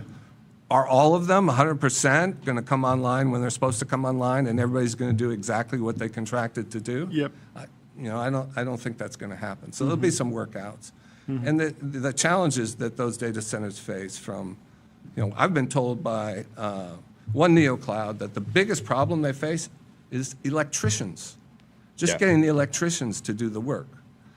So there's a shortage of everything from electricians to power to chips, to compute. So, I mean, it's not going to end perfectly for everybody. Yeah. But you would predict billions of dollars worth of billable hours dealing with all of that?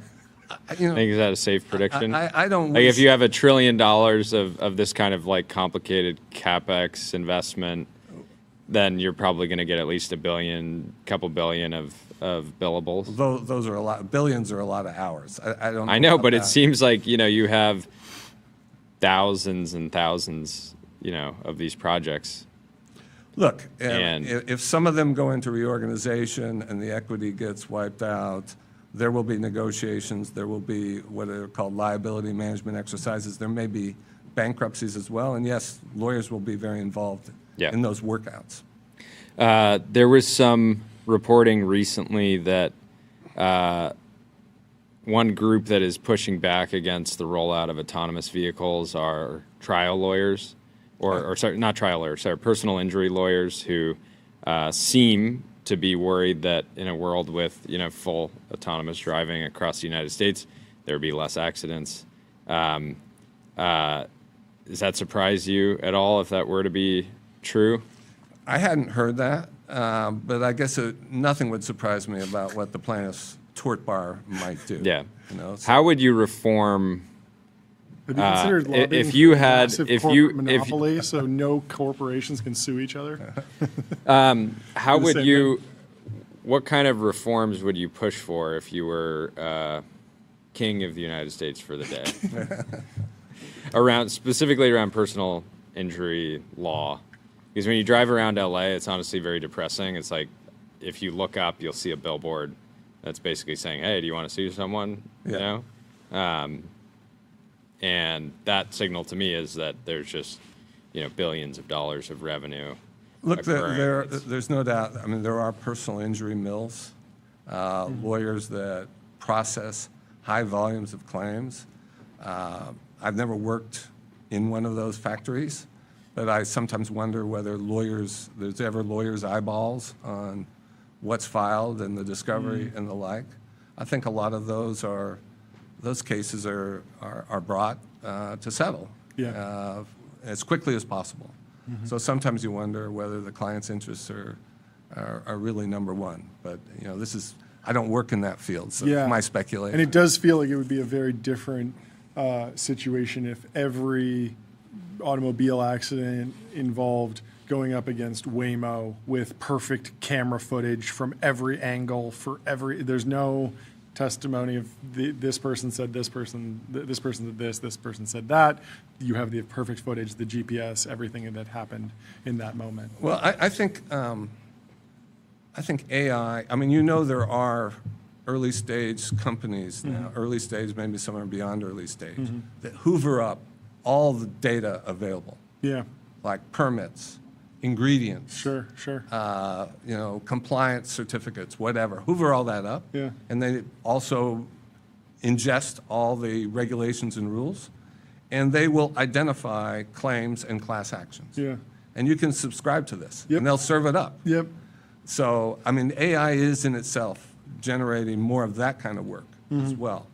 But I also have the hope that it'll mean that cases are resolved sooner because there's more transparency sooner, as you were saying, like in the Waymo situation where you have the record. Yeah. So people, hopefully, will be able to identify the merits of their claims. Everything's more transparent, identify the merits of their claims, you can underwrite the risk, and people may be able to get together with settlements sooner. On the next generation of lawyers, do you think aggression can be taught? I don't know if aggression can be taught. I don't know if it should be taught. Aggression in the law and litigation isn't an end in itself.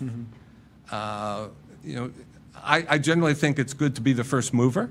We have a saying at our firm that the side that figures out first what will ultimately matter wins. So as a default position, I believe you should try to get ahead and stay ahead. Now, that doesn't necessarily mean you're aggressive. But in some cases, you don't want to be aggressive. You might want to adopt a rope-a-dope strategy. Come get me, and let the other side play their cards first. How can you tell if someone's bluffing?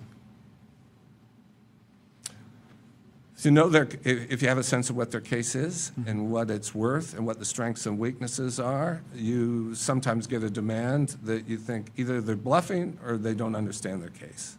So, it really very, very much depends on the situation. How did you? How good were you at reading people early in your career? Not very and how good. How much did you improve? Did you have some sort of baseline above average ability, you think, and then you got, significantly better? I think with experience, I got better. I think as a younger lawyer, I was probably too aggressive too often and didn't sort of modulate my approach.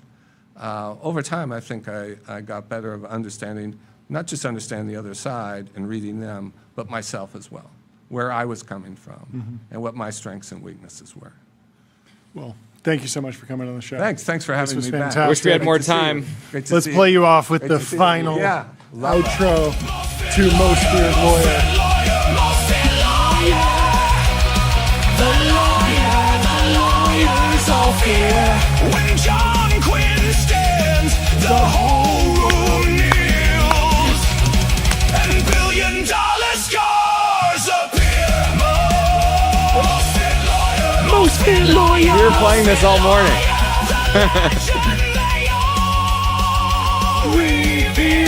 They hire John Quinn. The war is on. And the verdict burns right here. I think every one of our guests needs an intro like that. Metal song. I think that might be a new bit for us. First, let me tell you about Figma. Agents meet the canvas. Your AI agents can now create and modify your Figma files with design system context. We've been keeping our next guest too long. We got Nikhil Reddy from Kaizen coming on the show. Let's bring him in. How you doing? What's going on? What's up, guys? What's up? Legendary outro for John Quinn. Yes. Hopefully you never have to hire him, but if you do. Honestly, I was going to say, hopefully you get a chance. Yes, the opportunity to work have with him on your side. It is a no, it's badge hopefully of honor. you don't Yeah. have him sending you emails ever. That's for sure. That's for sure. Except maybe a client intake form. Yeah. Well, thank you so much for taking the time to come chat with us. Kick us off with an introduction on yourself and the company. Yeah, man. Thank you guys so much for having me. Jordy, John, big fans. Quick background on me. I started Kaizen in 2022. Before that was an early engineer at Anduril. Joined from the Bay. Joined Anduril right out of school in 2019. Spent 2.5 years there as a FDE. So worked on the web interfaces for a lot of the early hardware products that are now flying and doing wonderful things. And before needed a UI and UX to sort of power some of those assets. And it was an amazing opportunity to just go to a bunch of military bases and build really quickly for the warfighter. And then started Kaizen at the end of 2022, specifically with the fire to modernize all constituent services. I think that experience showed me how broken and disconnected government application layer systems were. But when you think about it beyond the context of just defense, I know we're here announcing a DOW project, but globally across all governments, all public institutions, I think the worst part of everyone's day is that 8:30 a.m. when you go to the DMV and you have to use the tech stack to renew your driver's license or pay for a permit really quickly or do the basic fundamental task. And if you can make that experience 10 times better, an order of magnitude better, then I think everyone sort of leaves those buildings feeling like their taxpayer dollars are being spent appropriately and that they're being taken care of. And that was the vision, was to go to every single public institution and modernize their application layer that citizens and individuals interact with, I think, more in a volume perspective more than any other government service and make them 10x the quality. And that's sort of what we've been up to the last 4 years, selling to city, county, state, and now federal government and announcing a big project with the Department of War. Yeah, congrats. Okay, very cool. A lot I want to understand on that side of the business. But yeah, talk about the contract and parlay this into what you're announcing today. Yeah, so we're announcing the launch of the counter drone marketplace that is run by JIDA 401, the counter drone task force within the Pentagon. The problem that we're trying to solve is that counter drone assets are being manufactured by American OEMs, many of whom that you've spoken to and have had on the show. And the threat profile is changing so quickly. The hardware is being manufactured at lights out pace. But then actually think about the process. Now that there's an amazing OEM product that needs to be fielded out into a forward deployed region of the world, think about the paperwork, the process, the structure, the 50 different software platforms that someone within the building needs to use to authorize budget for it, get contract vehicles established, then go back and forth with the KO, negotiate that contract, then find the right logistics and management partner to get it on a pallet and get it delivered. You're talking about potentially weeks to months of delay when the warfighter needs that capability and that asset delivered on the pallet tomorrow so that they can actually use it in the fight. And that was sort of what for us was the most exciting problem to solve. And 401 put us on contract in 9 weeks from a blank slate. We designed, developed, and deployed a true two-way e-commerce marketplace that looks stunning, rivals whatever you'll see in the private sector, where American OEMs can sign on, establish their vendor profiles, upload their products, sell them directly to 3 different buying groups: Department of War capability offices, people with budget within the Department of War that want to buy now, state, local law enforcement, because think about the intra-government or intra-United States case where where you're a state and local law enforcement leader and you're protecting MetLife Stadium for FIFA World Cup. You also need to buy counter UAS. So it's a centralized platform for those buyers to log in and purchase those assets. And then partner nations. Allied nations want the best technology. American OEMs make the best technology, and they want to be buyers on this platform as well. So it's a two-way marketplace where buyers can come in, register and validate their profiles. Vendors can do the exact same thing with their product stack, and then being able to have the Pentagon have one core centralized source of truth. We've built the entire front-end architecture for vendors to post and publish their products, buyers to come in, purchase their transactions, a ton of agentic tooling where even if you're not the expert, you open up our capability planner, you specify in free text that you're protecting a stadium for FIFA World Cup. Here's my threat profile. Here's how much money I'm willing to spend, and it immediately suggests a bunch of assets that you can purchase, add it to your cart in one click. And then on the back end, we're working to simplify all the tough, difficult, very frustrating procurement processes to actually get hardware on a pallet sent to the warfighter end to end up and running in 9 weeks. Uber for drones. As a taxpayer, sorry, exactly. Sorry, I had to say that. Once a year, still I'll see a pitch that's just like, we're building Uber for X. Wait, really? Like, you've seen an Uber for X? Still recently? see that. Wow. Still Throwback. see that. It's gonna every come now back. and then. Every now and then. Dutch East India Company for drones. How about that? As a taxpayer, do I want you to win, or do I want a monopoly in software delivery for the government? Because everyone's run the business and they've had a bunch of different point solutions. And there's a different world here where I'm like, this is cool that you're doing this. It's good that I'm happy for you, but also like, couldn't this just be like one extra module in a Palantir system that's already deployed? Like, why do we need, obviously, besides the competitive dynamic, just from a technology perspective, is it okay that we're going to have proliferating systems? Is systems integration here not a particular problem? Are you addressing some problem that is too low for other contractors and primes to go after, so it would get neglected, and so that's why you're doing this project? Like, help me understand how you fit into the landscape of other prime contractors. Yeah, fantastic question. I mean, like, the answer is actually a little bit of all of the above, actually. From the data layer perspective, our goal is to build application software that is capable of integrating into a seamless, unified, coherent data fabric. I want to write data to a Palantir or a Databricks or an AWS because that fabric is well built, secure, thoughtfully constructed, secure, compliant. But then you actually look at the market landscape.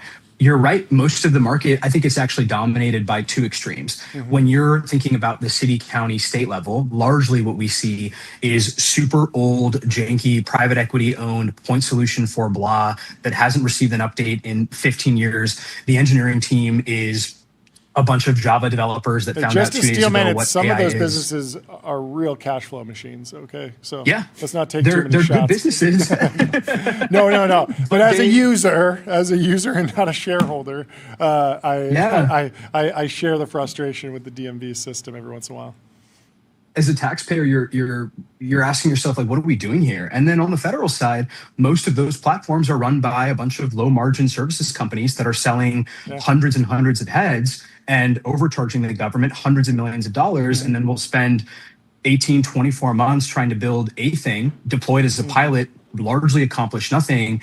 And I think the model that we're trying to apply is, yes, we should own as many application layer solutions as we can. And that's obviously sort of why Kaizen exists. But our goal is to charge based on the outcome and quality. And I would actually argue, if we can make those application layer systems an order of magnitude better for the taxpayer from a user friendliness perspective, easier to use, more simple to log in, adjudicate your information, have it approved by an administrator on the back end. And then for the administrators that are spending 8 hours a day logging into these platforms, trying to triage and do all the paperwork, for them, if you can make their lives an order of magnitude better, I think we're actually solving the real problem. This is why taxpayer money is appropriated to these kinds of services, so that we can actually provide a quality of service for our citizens that they deserve. And so for us, the number one goal is make every application layer product across these institutions as good as possible and move away from the point solution for X model, and rather go to our customers and say, what is your need? Are you actually trying to make the DMV licensing process better? Or in Jida 401's case, they need a Shopify style system for counter drone procurement. And then we should have the technology stack and the set of modules that we can use to rapidly configure against those capabilities and deploy in 90 days or less. And still, I think you can move very quickly and build very quickly, as we're seeing in the world today, but also hold a high standard for compliance, security, good guardrails, testing. I think we live in a world where I think you can have both things. And I think that's sort of what's been super exciting about our federal progress. Love it. Well, congratulations, and thank you so much for coming on the show. Thank you for your service. We'll talk to you soon. Thanks so much, guys. Yeah, appreciate it. Goodbye. Up next, we have Art Levy, the new Vice President of Global Partnerships at Cognition. We got Russell Kaplan, the President of Cognition. They're coming in to the TBPN Ultra Dome. Very excited to have some folks joining. Congratulations. There they are. The trade in the corner office. In the corner office. Fit for a new vice president. It is a corner office. Yeah. Where are you guys in SF or Bay Area? We're calling from Austin. Yeah, calling from our Austin, Texas office. Austin, Texas. We got a great team out here. Cool. And yeah, super excited to be having Art on the team. Okay, what is a global partnership? Does it have to be global? Is it just a sales deal, or is there a deeper partnership that happens with these companies like AWS, Apple, Slack, Navan, Oracle, exactly Capital right. One? Break it down.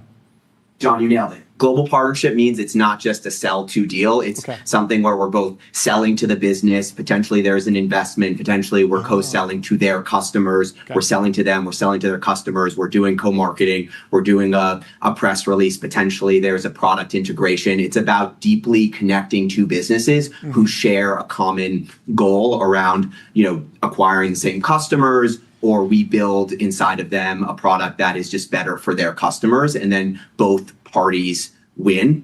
Classic partnerships, 1 + 1 is 3. I think of Cognition as an AI lab, maybe a Neo lab, a harness developer, a consulting firm in some world. I think of it as a source of geopolitical power. Yes. That's just me personally. Yes, it's birthing a new god as well. But what is the conversation that you're having with Fortune 100, these huge companies? How are you positioning your role in the AI ecosystem, in the business ecosystem? What is this full scope of the value that you can deliver to customers? Yeah, I think as we've grown up and evolved, I think we've really realized our role is to be the independent agent lab. Yeah. And so, we're an applied AI lab. We're focused on building agents, and we want to give every company the best possible agents to go solve all of their software engineering problems. And so, whether it's a Fortune 500 or it's a small, fast growing startup, people have a lot of needs for software. And Devin from the beginning has always been designed to work with all the other tools you already use, right? It shouldn't be, it's the Devin way or the highway. Devin should join you like a teammate. And I think that's one of the reasons I'm super excited that Art is joining, is Art built an amazing alliance and partner ecosystem at Brex over his very long career there, from employee 30 to chief business officer. And we see an opportunity at Cognition to bring not only, it's not just hey, here's the tool, go figure it out. It's how does this work super well with every piece of technology you have inside your organization? Are large corporations that are maybe they don't have an in-house AI lab, are they generally of the view AGI is real, AGI is soon, but we're going to go through a sort of slow takeoff, diffusion, adoption will be a big problem, and Cognition can help sort of realize that thesis? I think the pace of progress in artificial intelligence is dramatically over the pace of progress of internal organizational redesign, for sure. And so, and by the way, this is true not just at the big Fortune 500s, even the sort of startups or tech companies we would consider as fast movers. Everyone is asking, do I really need to rethink everything now because of AI? And I would say it's actually one of the things that's been lucky for us at Cognition is we only incorporated in January of 2024. So our internal, team setup and structure it's very AI native, but every company is trying to figure this out for themselves. And I think if you froze capabilities today, you'd have at least a decade of crazy progress in the full enterprise world just to get this stuff really rolled out and operationalized. So what are like when you're talking to an enterprise? Is it better to position as the you're going to help with this diffusion, this value creation, or are we still in that sort of maybe it was like May, June, July, like, whoa, we went a little bit too far with the token maxing. Maybe Cognition can help me rein in this budget, actually make sure that we're getting ROI. What's resonating there on the cost to benefit position? I think it's both. I think it's the third too. So first, all the models have been getting better, right? Yeah, so as the models get better, the capabilities keep improving. People are starting to ask the question, hang on, like, do I need to drive the Ferrari to the grocery store? Can I use an open source model for parts of these workloads? Can I use a cheaper model, faster inference? And so that's definitely one angle. Don't tempt me with driving a Ferrari to the grocery store. Absolutely. But continue. If only we could all be Jordy. If only we could all be Jordy. I think that's one part of it. I also think there's a separate thing that's emerging, which is if you actually want to have true frontier capabilities, different models have different spikes, right? Like we've seen, for example, we've seen the OpenAI models, for example, are the best in the world right now for recall of security vulnerabilities. Like if you want to catch as many as possible, the OpenAI model series is the best. There might be others where actually, the Anthropic ones are a little bit better on precision, getting it really, really tight in. So I think there's, in addition to the price performance angle for enterprises, there's this element of, for how do I use the best tool for the job, for each job to be done? Yes. And then there's the people change side, which we try to help with too. I'll give you one story on this. We had a customer, global 2000 customer, tens of thousands of engineers, and they deployed Devin across the entire organization, and they were seeing, crazy productivity gains. But one organization they deployed to was the product management organization. And so every product manager now had Devin. And what they were doing was this organization's job is to basically take in customer requests and turn them into Jira tickets, roughly. It's like scope out what the customers want, turn them into Jira tickets. So they were using Devin they took those requests, and then they had Devin actually go prototype the fix. And then once Devin prototyped the fix, they had Devin said, Devin, can you summarize this fix in a Jira ticket? And then they deleted all the code.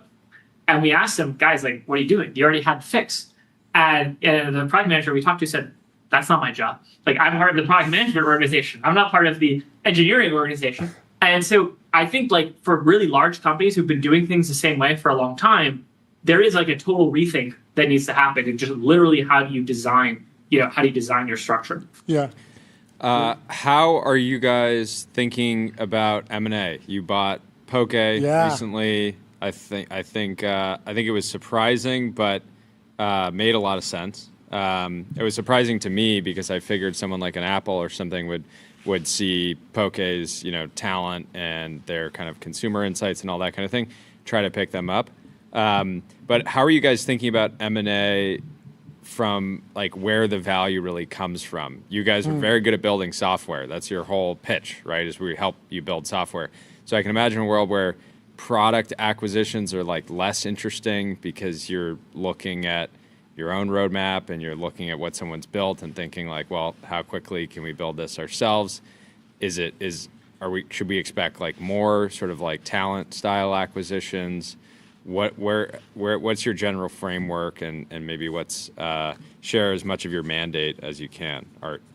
Yeah, I would say all of the above. We have today at Cognition 97 former founders working in the company, 2.5-year-old startup, and we're like acquiring or acqui-hiring one team a week probably right now. So if you're a strong founding team and you want to be part of a rocket ship, get in touch. We love bringing on founders. But we also think there's bigger companies out there with products, with distribution, with learned insights that are really useful for us that we'd want to bring in as well. And I think how you do that successfully, a lot of companies screw up M&A. We kind of learned it trial by fire, acquiring Windsurf, in the course of a weekend as a company that was 4 times our size, and from like first call to executed reading from Friday night to Monday morning. So it's something that I think we're only going to get better at. And one reason I'm really excited Art is here is to help us kind of level up that process and be the best destination in the world to be acquired by.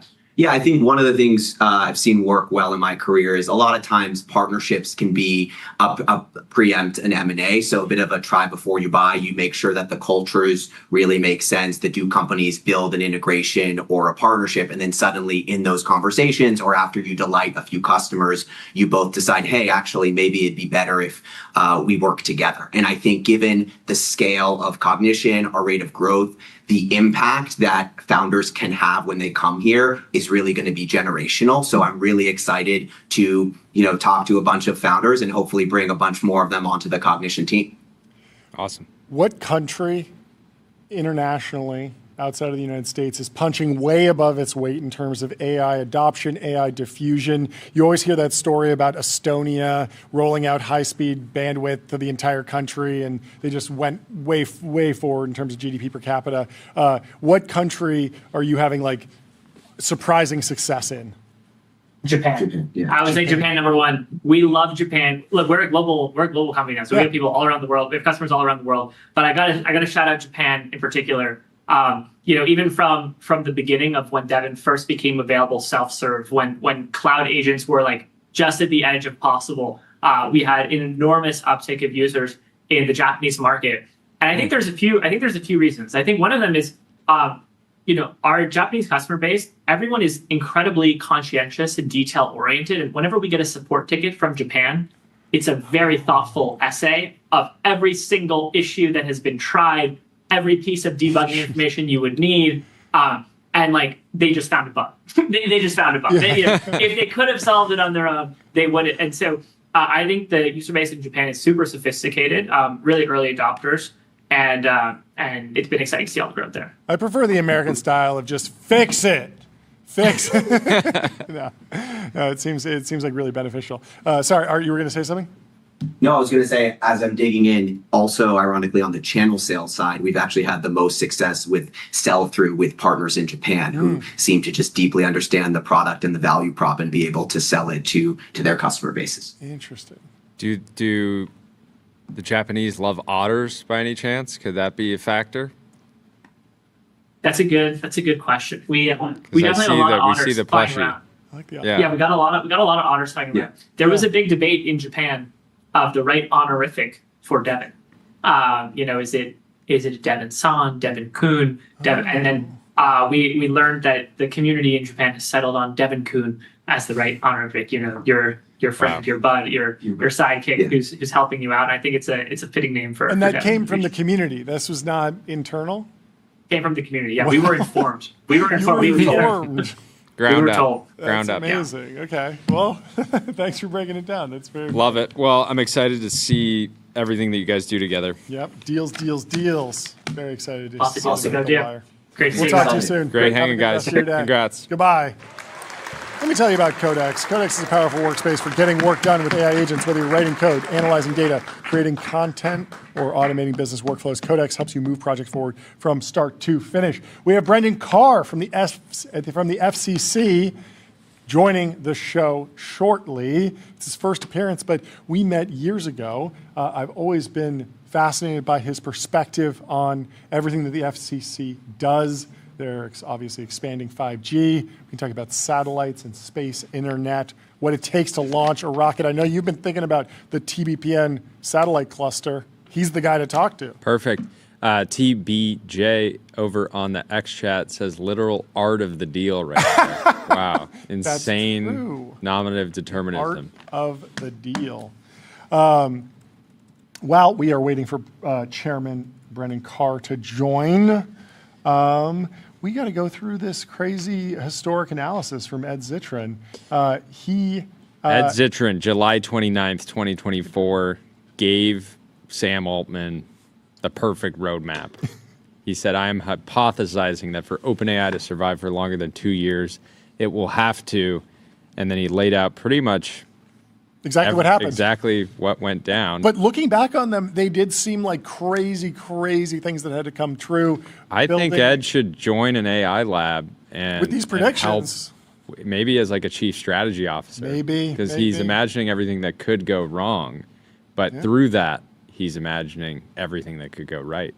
Well said. And so if he put his optimism cap on, he might make a great chief strategy officer. Yeah. Maybe at a DeepMind, something like be that. fun. Maybe they could pick him up. That'd be great. Well, Chairman Brendan Carr is in the waiting room. Let's bring him into the TBPN Ultra Dome. How are you doing, Brendan? I'm doing great. It's long overdue. Thank you so much for joining. How are you doing? I know. I'm so glad to be with you guys. I love the show. Love what you're doing. I dressed down a little, no tie.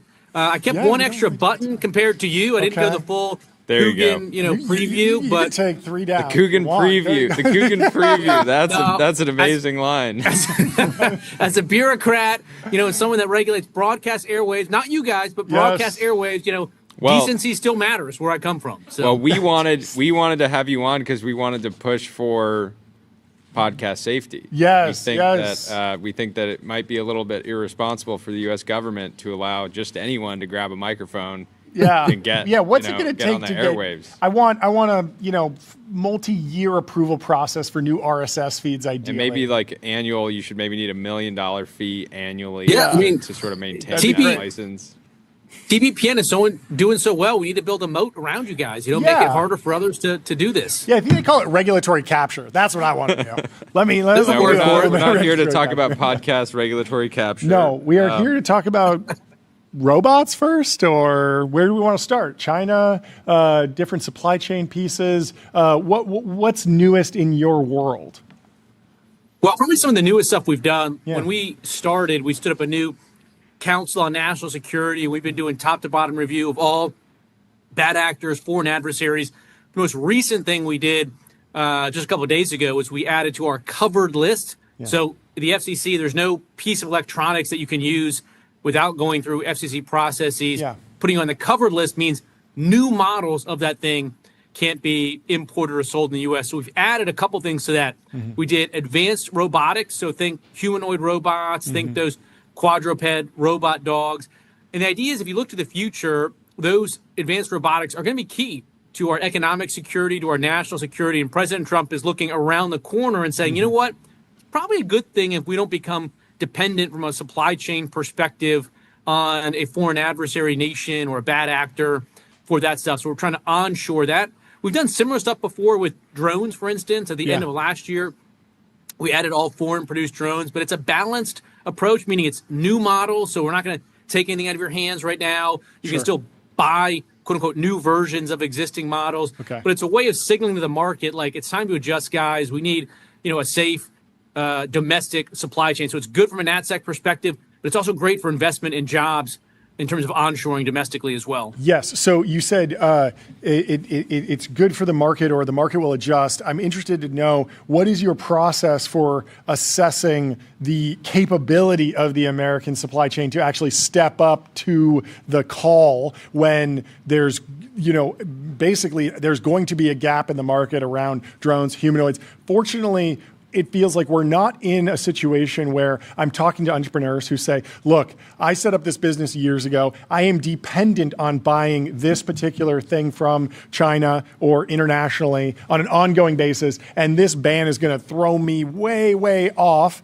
like what might happen with other pieces of the supply chain. So there isn't a whole industry that's dependent yet. But what are you doing to actually understand how quickly and how capable the American industry is to fill the gap that will be created by this?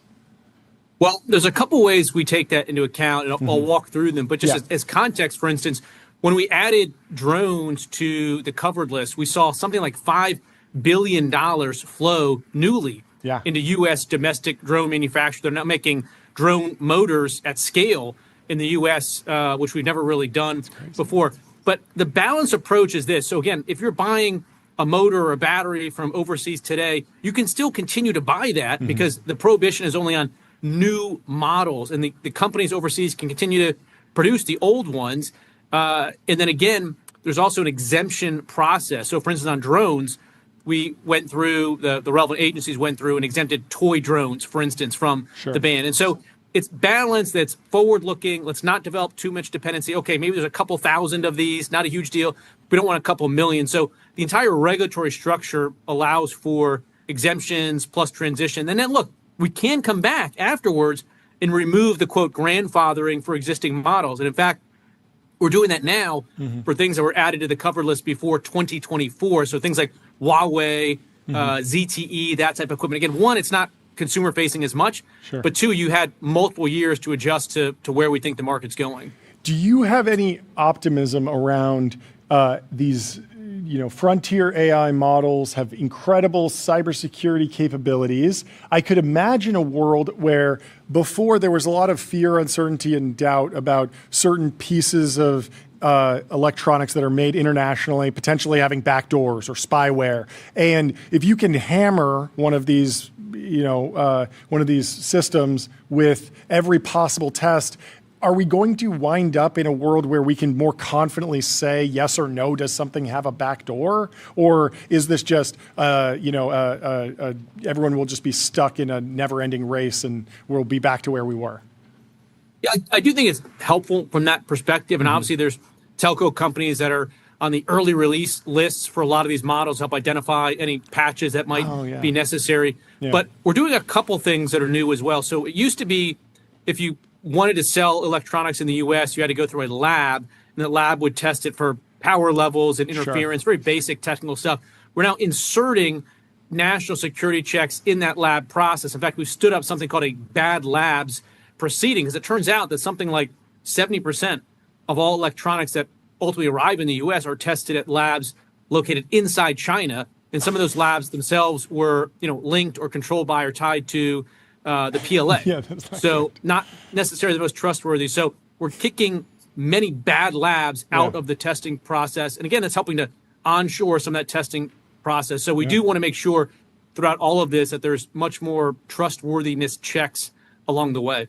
That's very interesting. Jordy, do you have anything else on this? No, I was very excited to see the news from last week, or maybe it was the week before, just because even processing the drone industry and even the consumer drones personally, I think drones are great. I've seen drones that have captured some cool footage of snowboarding or surfing and all these things. But the idea of having, millions of, if you could ask any foreign adversary government, hey, would you like to have millions of, flying cameras in one of your geopolitical adversaries within their borders? They would say, like, absolutely, that sounds great. Let's do that.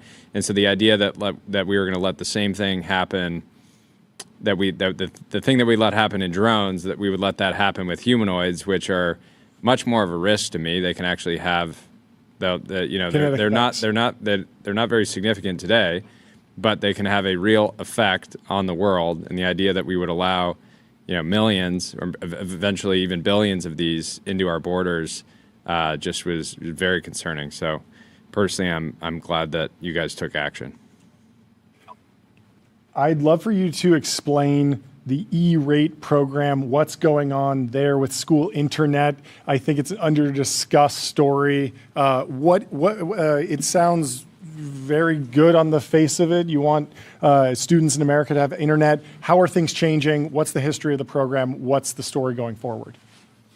Yeah, this one's interesting. So this country, over the last couple of years, I think we really experimented with going all in on screen time for kids, and the results of that are starting to show themselves, and the results aren't great. I mean, we have actually gone through one of the most significant losses of sort of human capital from a learning perspective that we've basically ever seen. I mean, going back to almost the dark ages, when you look at some of the decline in test scores, and to some extent, I don't know if it's correlation or otherwise, but it coincides with this big uptick in screen time. And the FCC has a role to play.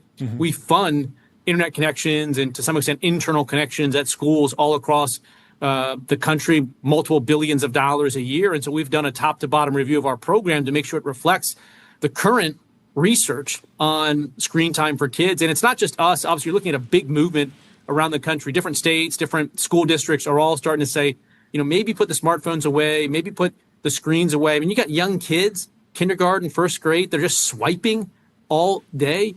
You'll love this. A school nearby me, a elementary school, in PE, they spend more than half the time on iPads looking at physical exercise diagrams. I'm like, these are children. Maybe just let them run around outside. Studying some the blade. exercise. Yeah, odd. Seems like we've gone too far. Get us up to speed on what's happening with Starlink and other space-based internet connectivity programs. It feels like, much to the benefit of the American internet consumer, the race is heating up. There are more companies launching constellations. What are your KPIs? What do you want to see? Is it faster approval times for new constellations, clarity around who owns what spectrum, smoother auctions? Like, what is on your to-do list for the next couple of years?